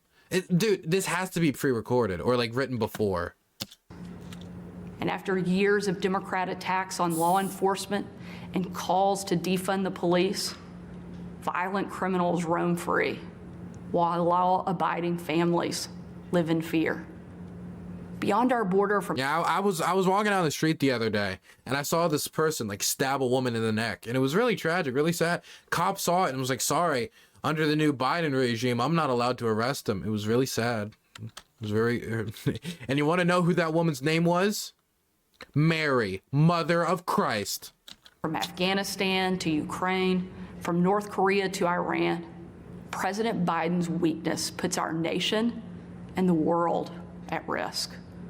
And the president's refusal to stand up to China, our most formidable adversary, is dangerous and unacceptable. How is he refusing to stand up to China? What is he not doing?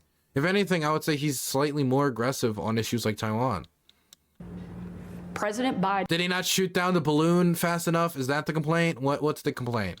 is unwilling to defend our border, defend our— She didn't even say, she just said he doesn't stand up to China. You know, no specifics, nothing. our skies and defend our people. At least Biden gave like numbers, like I created these many jobs, like there's no specifics here. This is all just vibes. Is simply unfit to serve as commander-in-chief. Joe Biden's bad. While you reap Trump the consequences of their failures, the Biden administration seems more interested in woke fantasies than the hard reality Americans face every day. Gups Newman, thanks for the tier 1, appreciate it. Live their lives in freedom and peace. But we are under attack in a left-wing culture war we didn't start and never wanted to fight. How many like people living in peace smoking marijuana do you think she, and to a point, even Biden, even though it's less on the Democratic side, supports like arresting? Like, don't give me this bullshit. Like, oh, we want everybody to live in peace and tranquility, but if you host a drag show in Florida, we're gonna take your fucking liquor license away, and you better not smoke any pot, or better not take any LSD, better not do any shrooms, better not do any DMT, better not put any of that in your body, or we're gonna put you away for 5 to 10 years. Oh boy. Like, come on, get the fuck out of here. You don't care about freedom. Every day we are told we must partake in their rituals, salute their flags, and worship their false idols. All while big government— They're false idols. Big tech— Who's the false idol we're worshiping? Like Mickey Mouse, The Simpsons, what? Strip away the most American thing there We worship Dr. Fauci. is, your freedom of speech. That's not normal. It's crazy, and it's wrong. Donald Trump said he wanted to open up the libel laws, and she was his press secretary. I don't know how much more clear you could be about that.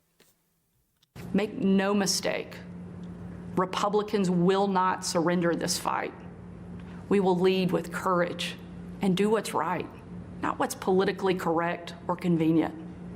Republicans believe in an America where strong families thrive in safe communities, where jobs are abundant and paychecks are rising, where the freedom our veterans shed their blood to defend is the birthright of every man, woman, and child.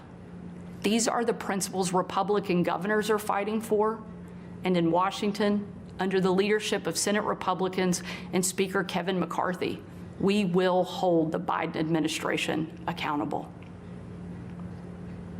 Down the street from where I sit is my alma mater, Little Rock Central High. As a student there, I will never forget watching my dad, Governor Mike Huckabee, and President Bill Clinton hold the doors open to the Little Rock Nine.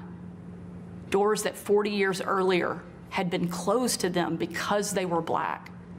Today, those children once barred from the schoolhouse are now heroes memorialized in bronze at our State House. I'm proud of the progress our country has made, and I believe giving every child access Did you wrap it up? to a quality education, this is really shit. I'm sorry. regardless of their race or income, is the civil rights issue of our day. Can we add Tomorrow, hecklers or something to make it I will unveil interesting? an education package that will be the most far-reaching, bold, conservative education reform in the country. My plan empowers parents with real choices, improves literacy and career readiness, and helps put a good teacher in every classroom by increasing their starting salary from one of the lowest to one of the highest in the nation. That would be good. Here in Arkansas, That part at least. and across America, Republicans are working to I don't know if there's end any the truth to it. policy of trapping kids in failing schools and sentencing them to a lifetime of poverty. We will educate, not indoctrinate our kids, and put students Unlike those on a demo path rats. to success. It's time for a new generation to lead. This is our moment. This is our opportunity. A new generation born in the waning decades of the last century, shaped by economic booms and stock market busts, forged by the triumph of the Cold War and the tragedy of 9/11. A generation brimming with passion and new ideas to solve age-old problems. A generation moored to our deepest values and oldest traditions, yet unafraid to challenge the present order and find a better way forward. If we seize this I'm gonna fall moment asleep. together, America can once again be the land of the free and the home of the brave. During my 2.5 years at the White House, I traveled on every foreign trip with the president. A trip I will never forget was on December 25th of 2018. My husband Brian and I had just cleaned up wrapping paper that was shoved into every corner of our house, thanks to our 3 kids. When I had to walk out on my own family's Christmas, unable to tell them where I was going that night, because the place I'd be traveling was so dangerous, they didn't want anybody to know that the president was going to be on the ground, even for a few hours. We boarded Air Force One in complete and total darkness. There were no lights on the plane, no lights on the runway. Our phones and computers shut down and turned in. We were going completely off the grid. Nearly 12 hours later, in the pitch black of night, we landed in the war-torn part of Western Iraq. It was again a similar scene. No lights on the plane, no lights on the runway. The only thing you could see was coming from about a mile away. Wait, like 2018 Iraq? Like 2018 Iraq. Like this is like that's like ISIS has been pushed out Iraq. It's like ISIS is like ISIS is getting capped for the end in like Syria. Okay. I thought it would be like, I don't know, I thought it'd be like Somalia or something. Okay, whatever. In a dining hall where hundreds of troops who were in the fight against ISIS had gathered expecting to celebrate Christmas with senior military leadership from around the region. Was ISIS pushed out of Iraq? I think maybe ISIS was pushed out late 2018. When was ISIS pushed out of Iraq? When was ISIS pushed out of Iraq? By December of 2017 it lost 95%. Okay. I really could have sworn it was. Let's see 2018. Let's go to 2018.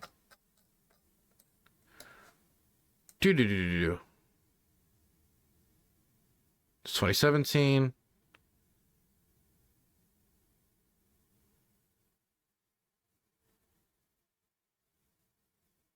It's 2018. There it is.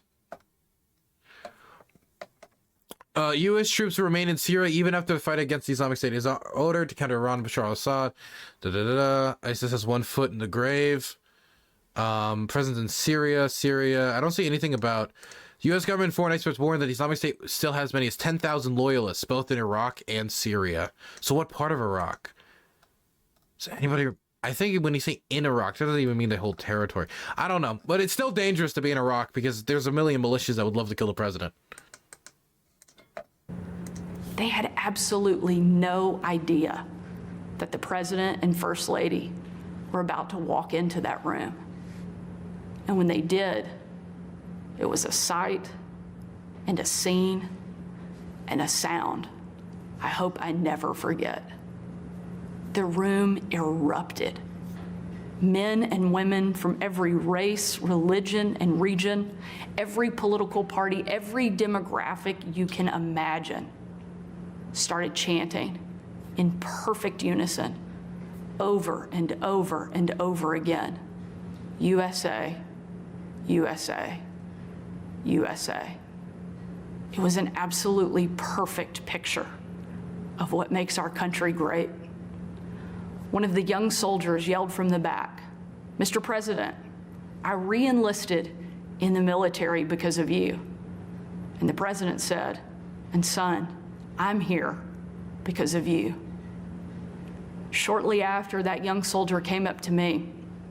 He said, "Sarah, you have a tough job." I told him, "What I do is nothing. You take bombs and bullets. That's a tough job." And in a moment that I know I'll cherish for the rest of my life, that soldier reached up and he pulled the Brave Rifles patch he wore on his shoulder, and he placed it into my hand, a sign of ultimate respect. And he said, "Sarah, we are in this together." Overwhelmed with emotion and speechless, I just hugged him with tears in my eyes and a grateful heart for our heroes who keep us free. She's never going to be president. That young man and everyone who has served before him, all of those who serve alongside him, and the thousands we know who will be called upon to serve after him. H. Rondo said, "And that soldier, Albert Einstein." Deserve to know they have a country and a community back home doing our part in the fight for freedom. America is great because we are free. But today, our freedom is under attack, and the America we love is in danger. Sean CBO has donated $10. Hey. Dark Brandon loves gutter chat. Hey, no, reel that in. I appreciate the 10 buckaroonies, Sean. Okay, I appreciate it, right? Only donator of the day. I appreciate that. But don't you slander that man's name by associating him with those hooligans in gutter chat. Thank you so much for the 10 bucks. Otherwise, Sean. Plus, you're not a gutter chatter, you donated in site chat. You don't need to advocate for those ruffians. The Democrats have failed you, and it's time for a change. A new generation of Republican leaders are stepping up, not to be caretakers of the status quo, but to be change makers for the American people. Oh yeah, when people think Republicans, they think change. We know not what the future holds, but we know who holds the future in his hands. And with God as our witness, we will show the world that America is still the place where freedom reigns and liberty will never die. Thank you. God bless you. And this was completely unrelated to anything Joe Biden said. There was no response whatsoever. It was just a separate speech. That sucked. Okay, I'm gonna call IRI. We're gonna talk about the thing. Yo, can I ask you about this Romney thing? What happened? Yeah, I guess George Santos was trying to shake hands with senators walking in and the president, and Mitt Romney confronted him. And I have it on my screen. It says, he said, "You don't belong here," to him. Oh my goodness. He said, "You should be embarrassed. You shouldn't be here." Something like that. Oh my God. Damn. Right yeah. Wow. Do you think he means in Congress or trying to shake the president's hand?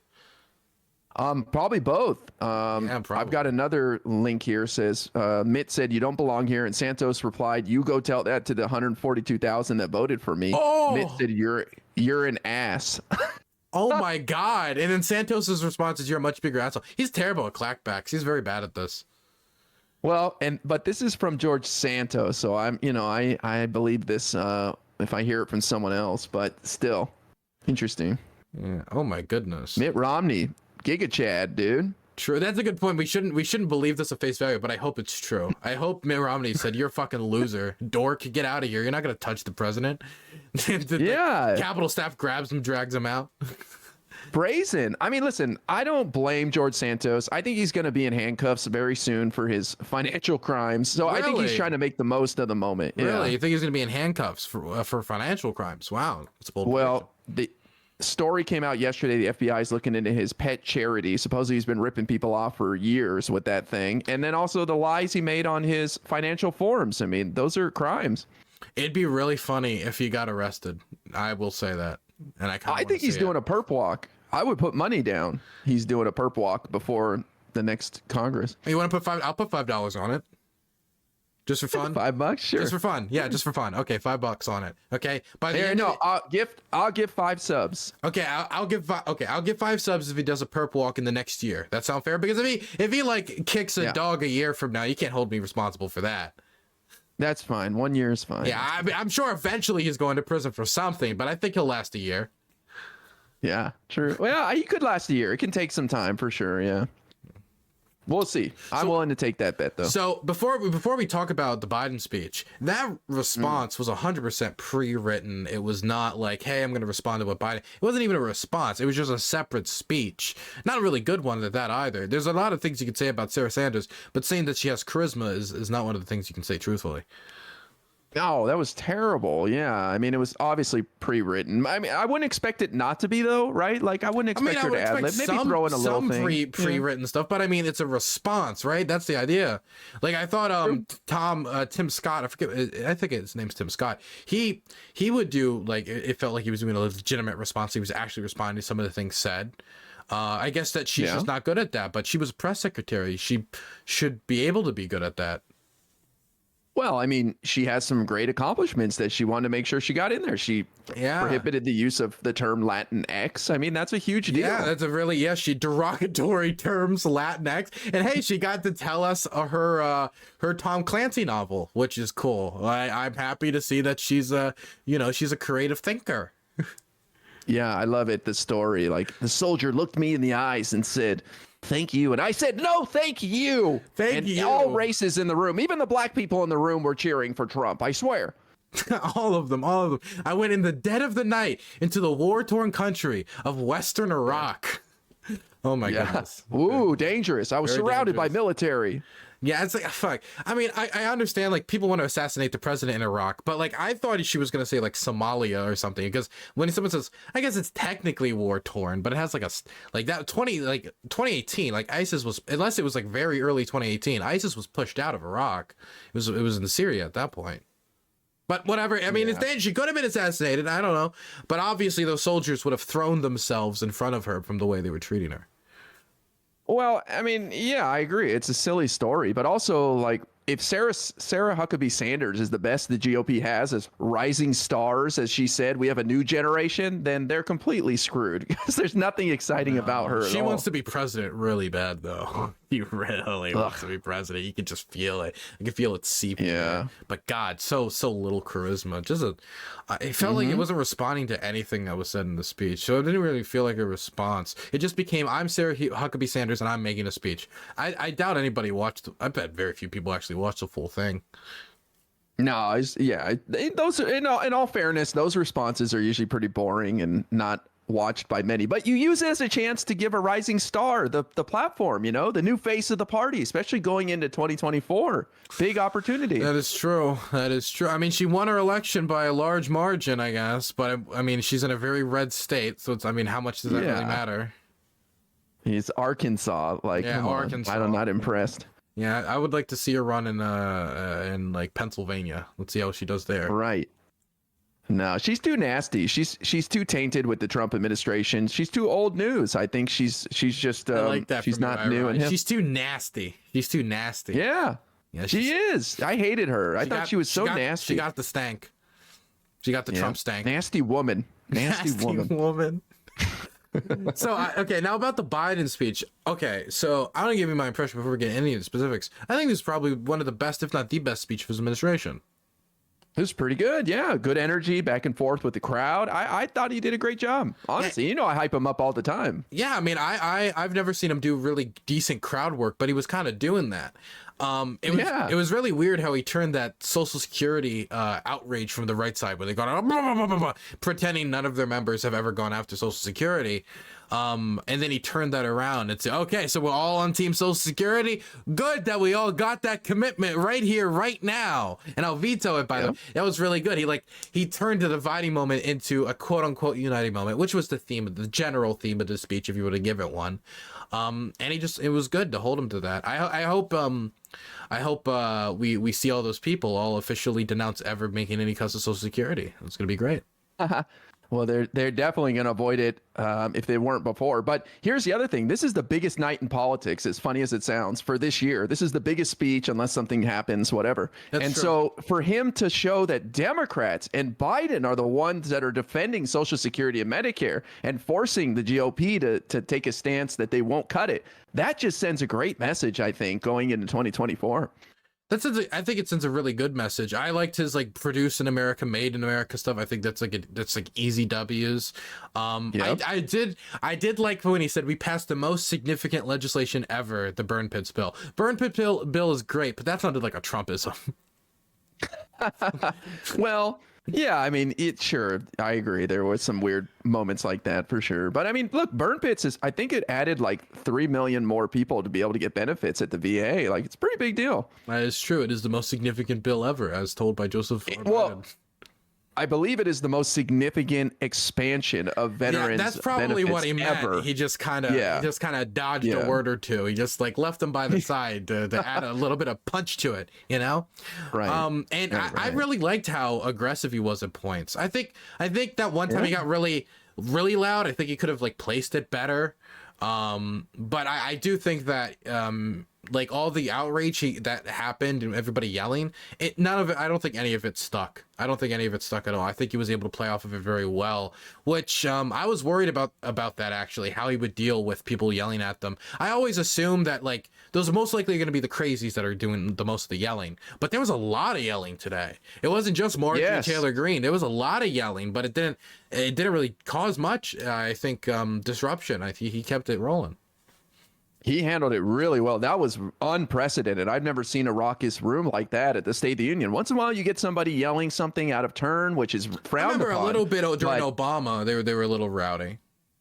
Yeah, they yelled some things at Obama, but it's really frowned upon. But this time, Marge even yelled. I think it was Marjorie Taylor Greene yelled at him when he said 70,000 people are dying from overdoses, and she said it's your fault, something like that. That was nasty. You heard the crowd react to it, they're like, oh, yes. You heard it. People were like, how dare you pin that on him?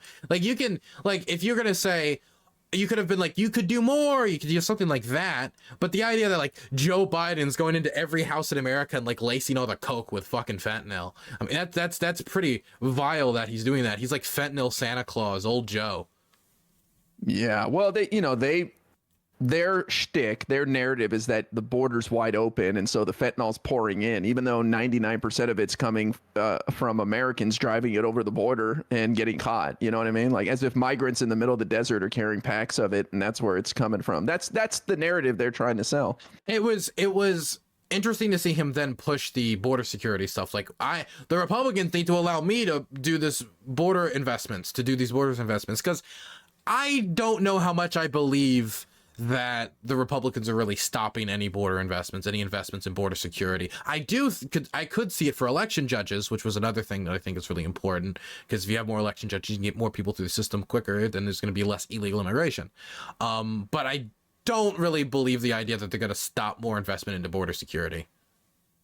No, they're not. The thing is, the Democrats have given all the money in the world to the Border Patrol. They can't hire enough people, just like all companies in America. We have 11 million job openings, and the Border Patrol could use a couple thousand more people. They could use some help with building barriers here or there, whether it's sensors or whatever. There's definitely more work to be done, but it's a humanitarian crisis, right? It's a migrant crisis. These people are escaping as refugees from Venezuela. But did you hear the stat he gave that he cut down migrant border crossings by 97% from 4 major countries? And this is huge. These people, like half of the people crossing, half the people crossing into America were coming from 4 countries: Venezuela, Nicaragua, Cuba, and a couple, I don't know what else.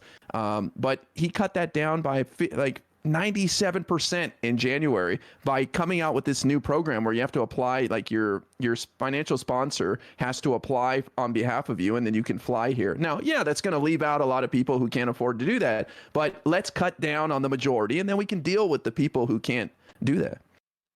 I don't know actually how I feel about that. I know how I feel about putting a financial barrier on that. Well, that's the thing. You have to show you have a financial sponsor here that can help you out for 2 years. I don't know what the qualifications are, but that's what the rule is now. Otherwise, you get turned away. What did you think about the parents of Tyree Nichols? I believe. I'm sorry, I'm terrible with names. Yeah, you got it right. What did you think about their just general reaction and how he dealt with that situation? What did you think about his comments about their son's death? Oh, you mean like in previous interviews or tonight? No, during tonight, because I thought he did fantastic, and they seem to be generally happy with his response. Well, yeah, I mean, the Democrats have a pretty comprehensive bill, the George Floyd Act, a Police Reform Act, and it's like, pass this thing. Republicans are the ones stopping us. But I thought the mother was great, looking down at the crowd saying, do something. This is you, idiots. Do something. That's what she was yelling. She was yelling, do something, because I saw she was yelling. I didn't want to say it because I didn't want to say anything because I didn't know for sure what she was yelling. I don't know if she was yelling do something, but she was like implying like, do it. It's you guys. What are you plotting that she was for? Yelling. I wonder what she was yelling. There was also the person who stopped the gunman during the start of the year. And that guy is a legitimate hero. I mean, I don't know if you've seen the video of him just walking up to there, just literally grabbing it and taking it out of his hands and then saying, "Get out!" Just yelling at him. He saved so many lives, and that guy was going from location to location to location. I thought he was really aggressive with that, though. The idea of like doing his full story and then saying ban assault weapons, trying to make it just like directly using it to just go ban assault weapons. That was really aggressive. Yeah, I mean it's a thing that Joe Biden thinks resonates, and it does seem to track pretty well, believe it or not. Like Americans are I believe, and based on polls I saw, were pretty supportive of banning assault rifles, believe it or not. But yeah, I mean that kid is a huge hero. He fought with the guy for like a minute. It was life or death. And that guy 100% would have pulled the trigger if he just get the gun in his direction. I mean, he really put his life on the line to do that.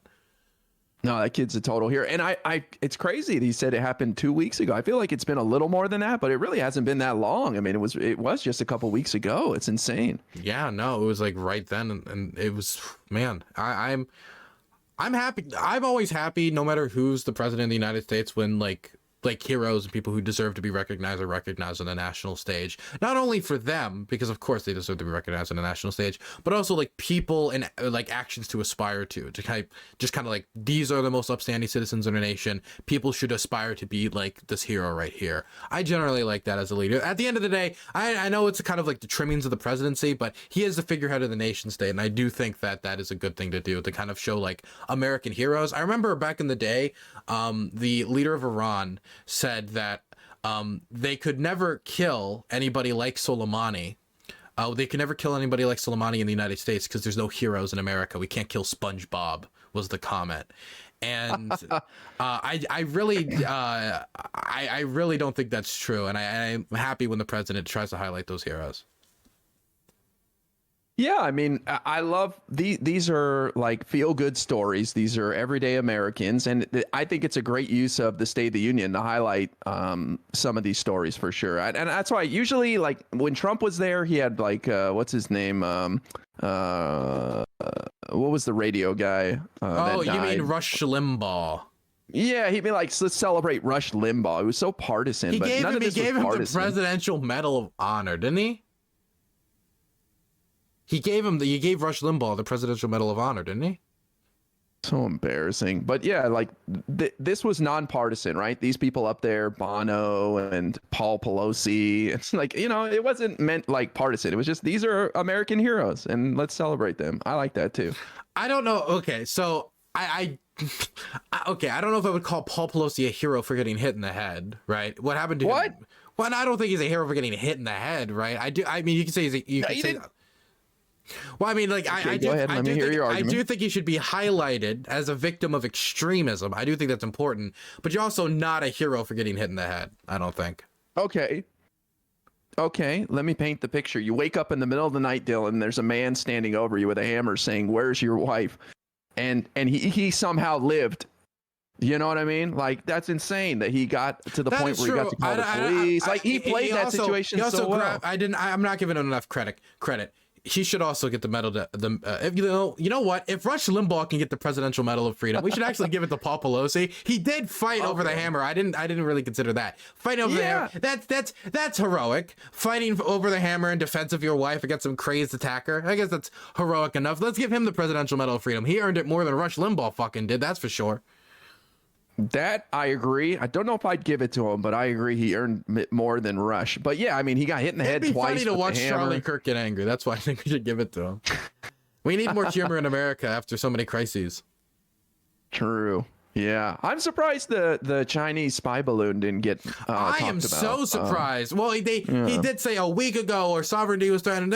He did mention it kind of. He didn't say the word balloon because it is a little silly to be like, I shot down the balloon. He said our sovereignty was threatened a week ago. I think it was something along those lines, which was a smart way of framing it, man. I can't wait till the Chinese build a statue of the balloon and like it becomes like a symbol of Chinese of nationalism. It's gonna be great. Well, according to them, it was just a weather balloon that went off course. So I don't know how. Yeah, true. It was such a brave weather balloon. It got all the it just so happened to like go over all those missile silos. It was just like they really wanted to know the weather over the Montana missile silos. But I also, can you help me like start this new nickname for Joe Biden? I want to call him Biden the Balloon Slayer. Can you help me with that? Damn. Yeah, the Balloon Slayer. It's got some legs. I'd have to think about how to work it into my rhetoric, but yeah, I think it could go. I think he can go a bit. I think that's got some. I think it got a little bit of gas in it.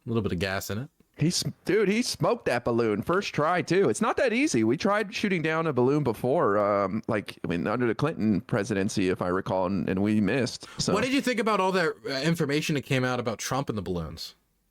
How about the 3 balloons that were over the United States during Trump administration? Yeah, still kind of confusing because the intelligence community or the Pentagon came out and said this happened under Trump, but we didn't know until now. It was like, what do you have, a time machine? Like, I don't know what that means. Yeah, because Trump was saying that he didn't know. It seems like John Bolton was saying, and John Bolton has no reason to lie about this, I don't think. He said he didn't know. Like he's affirming Trump's story here. And like, so now I saw some people saying, did the Pentagon lie to Donald Trump? They're saying, well, no, we found out after. It's like, how did you find out after? Like, was it that what did they I mean, I hate to be morbid about it. Did they like capture some Chinese spy and like torture it out of him? Like, I have no clue how they got this information.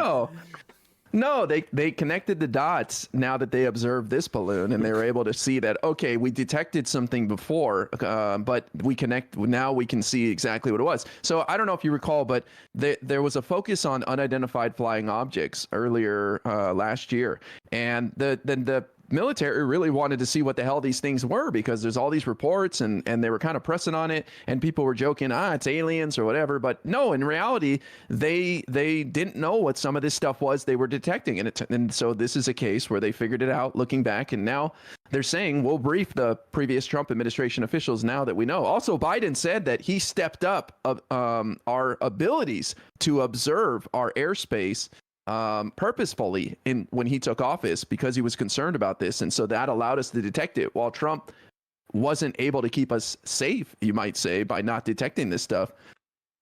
Man, that's a real reversal on what the narrative was too. That's a real reversal. I thought for a second that maybe there was actually some CIA agent like pinning down some Chinese spy in like the depths of Guantanamo, just saying, "Where's the balloon?" before hammering him. I'm happy this is the reality though.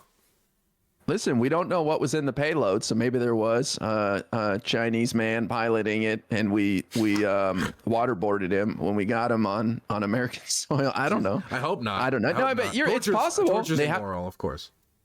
But it would be funny, and that's why I'm laughing about it. Yeah, waterboarding's hilarious. Look, under certain you might be right. Wait. Under certain circumstances, waterboarding is absolutely hilarious.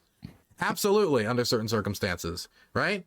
If like somebody got if you read a news report that someone got waterboarded at a Buffalo Wild Wings, I don't care like how sad the story. That is funny that somebody got waterboarded at a Buffalo Wild Wings. Like, it's just a random scenario. You can make a funny waterboarding scenario.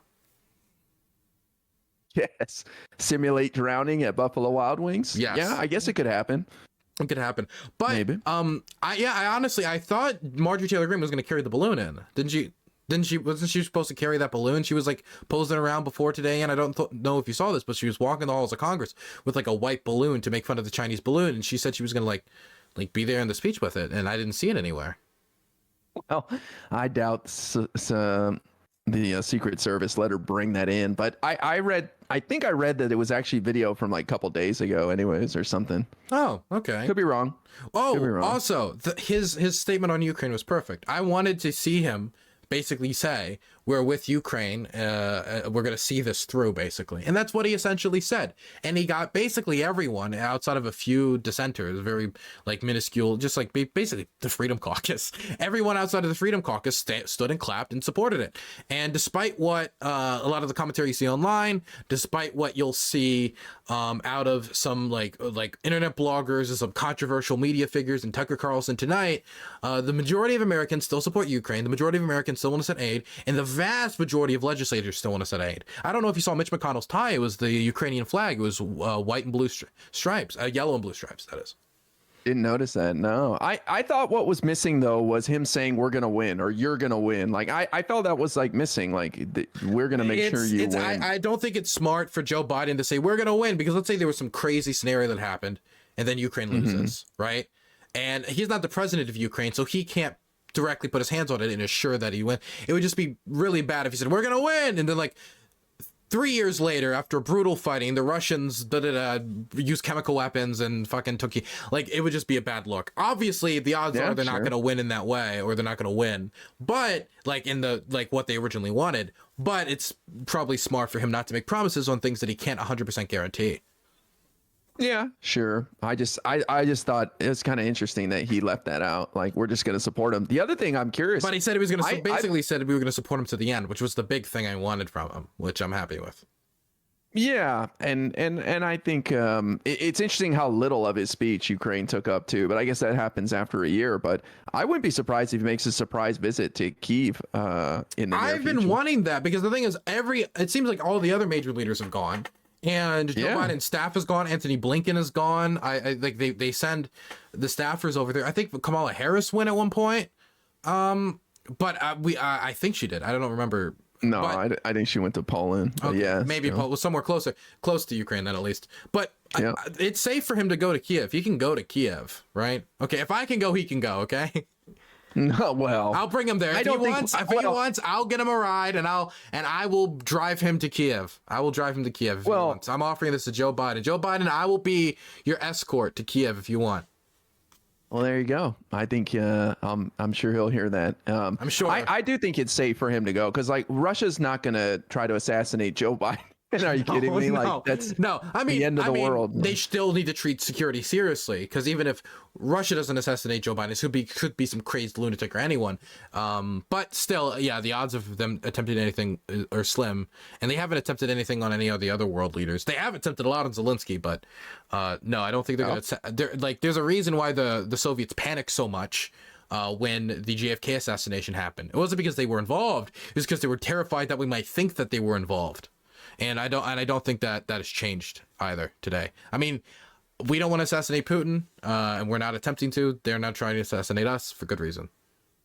Yeah, of course. I don't think they want an escalation either at this point. Yeah, I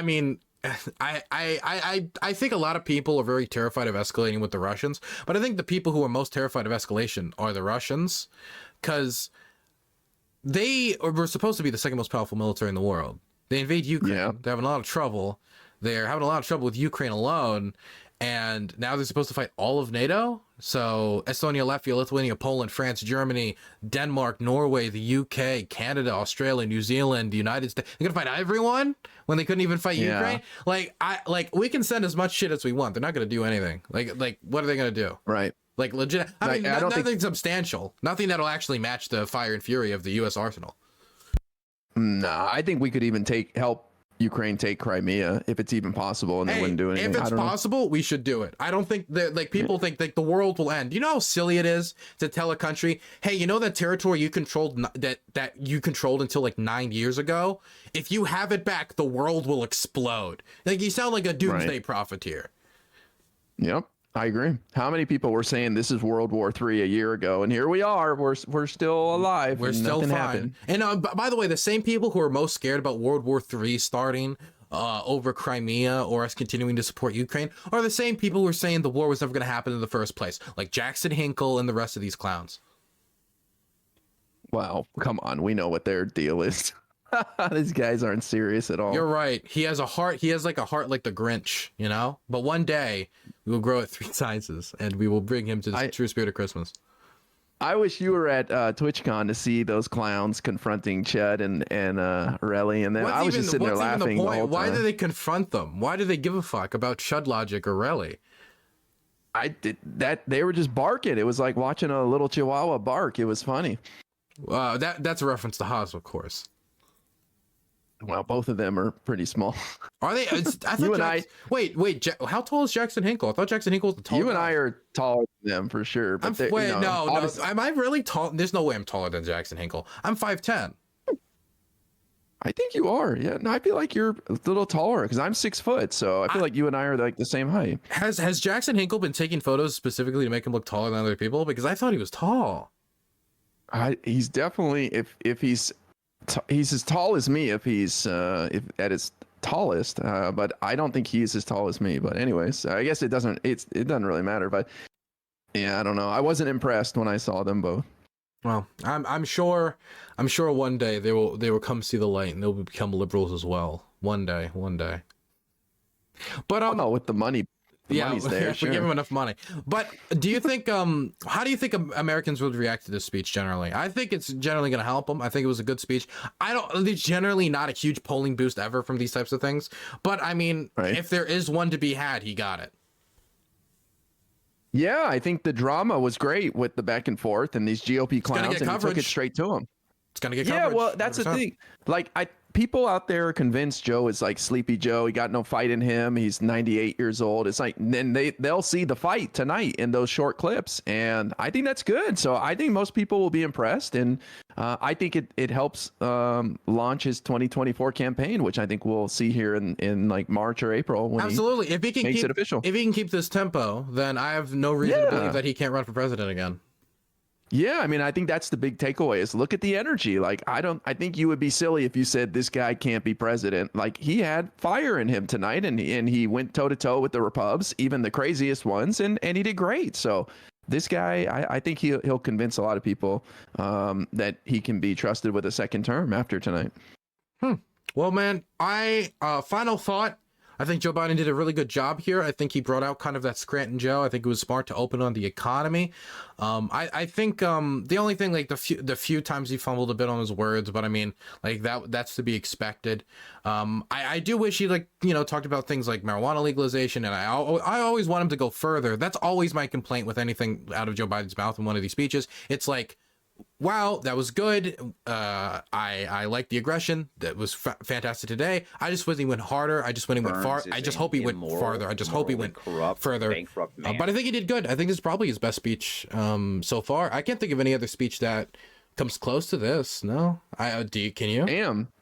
Well, the speech from the gates of hell where he called out MAGA Republicans about democracy. Yeah, that's true. That was pretty good. Yeah, people really kind of like downplayed that, but then when people went to the polls, like democracy and protection of democracy was a major issue. So yeah, that probably did more impact than any of us actually gave it credit for.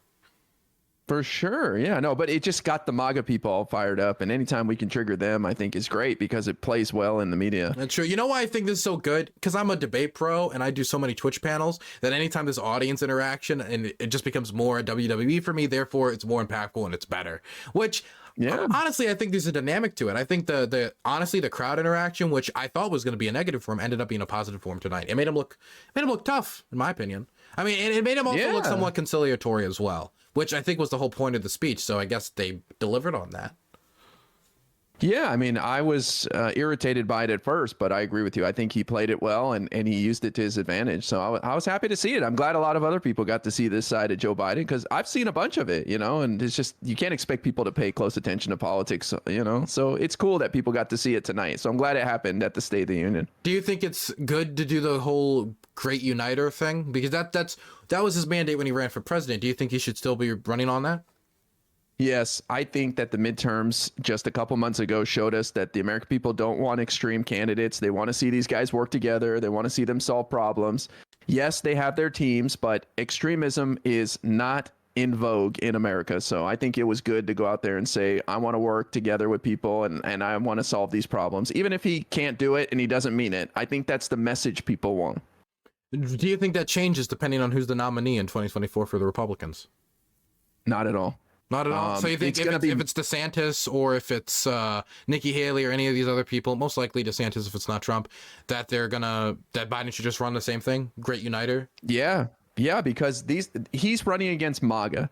All of these people are MAGA. They're not getting rid of that before 2024. It's just what personality do you want associated with it? Do you want the Nikki Haley version or the DeSantis version or the Trump version? So I think he runs the exact same thing. Did you see what Trump said about DeSantis today? Oh my God, I have to ask you about that. Yes. He called him like a groomer. He called him like a pedo groomer. He didn't low-key. Hanging out with Meadow. He straight up called him a pedo. He insinuated. He didn't directly say it. He's like, wow, what's this picture basically?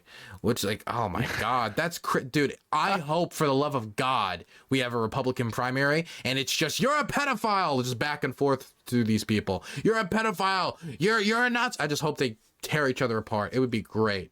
Be fantastic. It's coming. First debates are going to be in July, August. People are going to start to get in the field once the legislative sessions are over in the spring.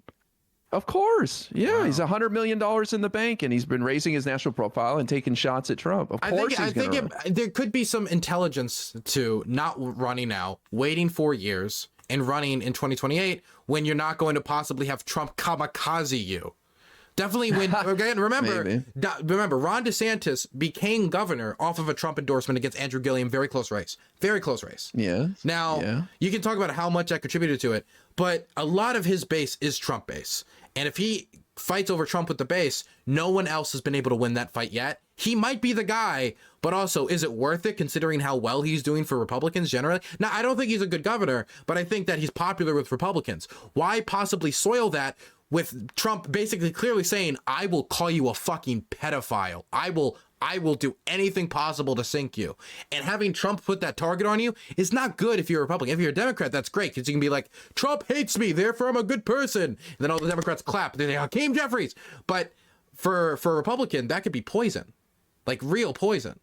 Yeah, but like I said, I think the extremism is being frowned upon by the Republican Party, or the base that votes and so I think that even if DeSantis goes scorched earth on Trump like that, it's not a winning or Trump goes scorched earth on DeSantis, it's not a winning strategy. So I honestly don't think Trump has a chance of being the nominee. I really think he's dead in the water, dude. I don't agree with that at all. Oh my goodness. Well, I think he has a chance, but I don't think he'll be the nominee. I really don't. I don't think it'll be close either. I kind of hope he's the nominee. Because, I mean, I think he'd be easier to beat. But also, it's a risky strategy, as we learned in 2016. But the polling data seems to clearly indicate that if he is the nominee, it's going to be an easier race. Yes, but here's the thing. Nobody else is running. Imagine when DeSantis starts running ads nationally and starts going campaigning. They're going to fall in love with him. And he's already close to Trump in the polls right now. It's possible. It is possible. The fact that he's so close, so far out, is a bad indicator for Trump. But he hasn't overcame Trump. And the thing is, he's not even running. Wait. When DeSantis hits the campaign trail, Trump's going to see him as his main enemy. He's going to go into him hard. And there was a lot of people who were ahead Trump originally, and Trump overtook them after hitting them super hard, going in, getting in the mud, and becoming a slinger. We haven't seen DeSantis on a national stage, definitely not on a debate stage, deal with the Trump mudslinging. And until we see him tested by that, I don't think we can say for sure anything about Ron DeSantis or Donald Trump not being the nominee, because we thought that Trump would fail in 2016 with these tactics, but he ended up winning against heart surgeons and studied people and political veterans. He beat them all. And so as much as we're going to say far out, Trump doesn't have a chance, I'm not going to undersell the guy. Okay. I agree with you that we don't know till we know them when they're on stage together. But here's the thing I will say. Back in 2015, 2016, there was nobody like Trump. Nobody making that noise. Nowadays, there's a bunch of people making noise like that. They're all over Twitter. They're all over the media. But Trump was the only guy saying these crazy things back then. So I think that people, if he's the only one saying these crazy things, if he's saying these crazy things and it's just him saying the crazy things, that he still has that spot on the national stage. And I don't know if Ron DeSantis tries to play him in that game, he will lose. Getting in the mud with Trump is the worst idea he could possibly have.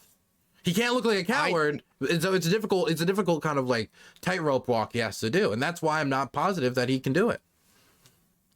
Well, time will tell, but I think we haven't even begun to see what Ron DeSantis will do and how he reacts to Trump once his campaign starts building steam. But I just think Trump is so dusty and old. His talking points suck. His only thing he can claim that's great was the vaccine, and his base doesn't even like that. So he really has nothing. He's got nothing. And here's the other thing, Dylan. This is my biggest point why Trump will lose. The GOP wants 2 terms. They do not want to do all this work, spend $1 billion to get a guy elected for 4 years. That is true. And I also believe that why make the one person nominee who's already shown that they can lose to Joe Biden? But the problem is making that argument to Trump's base is going to be a lot harder than making that argument to Trump's elite. Trump's elite and I mean the Republican Party, like they know that Trump lost. A lot of them are just lying about it in public. The average Republican voter, that's a little bit more debatable. So if you're asking them to do the mental strategy that a lot of American voters did in South Carolina for Joe Biden, where I'm going with Joe because he's most likely to win, they can't do that here because they don't even think Trump lost. And so I do think that's another thing that his cult is going to end up helping him a lot here. There are going to be people until he drops out that are going to be ride or die Trump, period. I just say we're in a kind of a weird time right now before anybody else is in the race. Let's see what happens after a month or two of people being in the race and see how people feel. I think a lot of people don't realize how much of a shell Trump is of his former self because nobody else is in the game right now. So I think it's going to be very eye-opening in the next couple of months. But we'll see. I don't know. Maybe Trump wins. Maybe he threatens DeSantis' life and kidnaps his daughter and DeSantis drops out and he runs. Now, I think if Trump loses, here's the best part, and this is why I hope he loses the nomination, not wins it. He's going to go scorched earth on DeSantis. You think Trump's going to be like, hey, guys, time to get behind DeSantis and win? No way. That election was stolen. These cheats. Fuck the GOP. I hate these people. I hadn't thought about that. He's going to say that DeSantis stole it. I hadn't even thought about that. That would be a benefit. No matter what, if it's a hard Republican civil war, we're going to come out of this looking pretty good going into the general, because the Democrats are like, when I saw I've made this comparison a few times, and I don't mean it in a derogatory way. I just mean it because it was the first image I got in my head. When Hakeem Jeffries became Speaker of the House and the Democrats started to clap, the image I got in my head was of all those people clapping for Kim Jong-un, like everyone standing up, everyone like, yeah, like just yelling at the top of their lungs. The Democratic Party is unified. We're not going to see a ton of like, no, we need Bernie to run against. That's not happening in 2024. So that's not something Biden has to worry about. But that is going to be something that Trump and Ron DeSantis have to worry about. But it's just going to be more than the usual incumbency bias that a race has here, because these guys are going to fucking kill each other. They're going to murder each other. It's going to be beautiful. I mean, Trump's already calling DeSantis a groomer, and DeSantis not even in the race. I wouldn't be surprised if they fist fight. He's going to accuse him of being involved in JFK's assassination next, right? Oh my goodness. Do you think if he gets desperate, he might start saying, hey, I love all my cures out there. You know, somebody should take action about this Ron DeSantis guy. How crazy you think he'll get if he really, once he's cornered, if Ron DeSantis starts to get the upper hand? Well, I don't think he can save himself by being elected president. So it's like, I don't think he needs to get that desperate. But I mean, Trump might be indicted in the next 6 months too. Like, he might be in prison before 2024. Want to put another $5 on that as well? I don't know. I have a low standard for. Rich people are very good at getting out of trouble. Yeah, no, it's a fair point. Like, they usually don't go to jail, but definitely I mean, presidents. There's not really like a precedent for that. Yeah. No, I just think politics is about to get really exciting, and I'm thrilled that we have our communities we can hang out with and talk about this stuff, because it's about to get really fun. It is gonna be a crazy election, no matter what happens. Are you going back to Ukraine, or are you staying here? What's happening? Going back to Ukraine. I should be heading back this month or early next month at the latest. Bro. Yep. Right in time for freaking Russia's 500,000 strong assault. Nice. I'm waiting. Yeah, that's why I want to be there. I want to be there for whatever spring offensive happened, whether it's the Ukrainians or the Russians. Everybody's expecting the Russian one. Jesus, man. That's kind of scary, honestly. Well, I mean, I don't want to say I'm not used to it, but like, I now know what I'm dealing with. And so I think I have a clearer head going this time. So I'm happy with the work I'm doing. I'm getting fulfillment out of it. You know, it's scary, but like, you know, I wouldn't be doing anything else given the opportunity. Awesome, dude. Awesome. All right. Well, listen, always fun to chat with you, and I'm happy for you as usual. Thank you. Now, you made that commitment to go with me as a foreign volunteer for the Ukrainian Foreign Legion. You're staying with that? You did that in private, off screen, of course. We'll talk about that. Yeah. You said you wanted to start a kamikaze division. I don't know if they're going to approve that, but we can talk to them about it. Yeah, you're my first person. I'm signing up for it too. True. We'll do it together. Okay. Thank you so much for talking to me. You have a good one, IRI. I always love talking to you. All right, buddy. Talk to you later. Talk to you later. Bye-bye.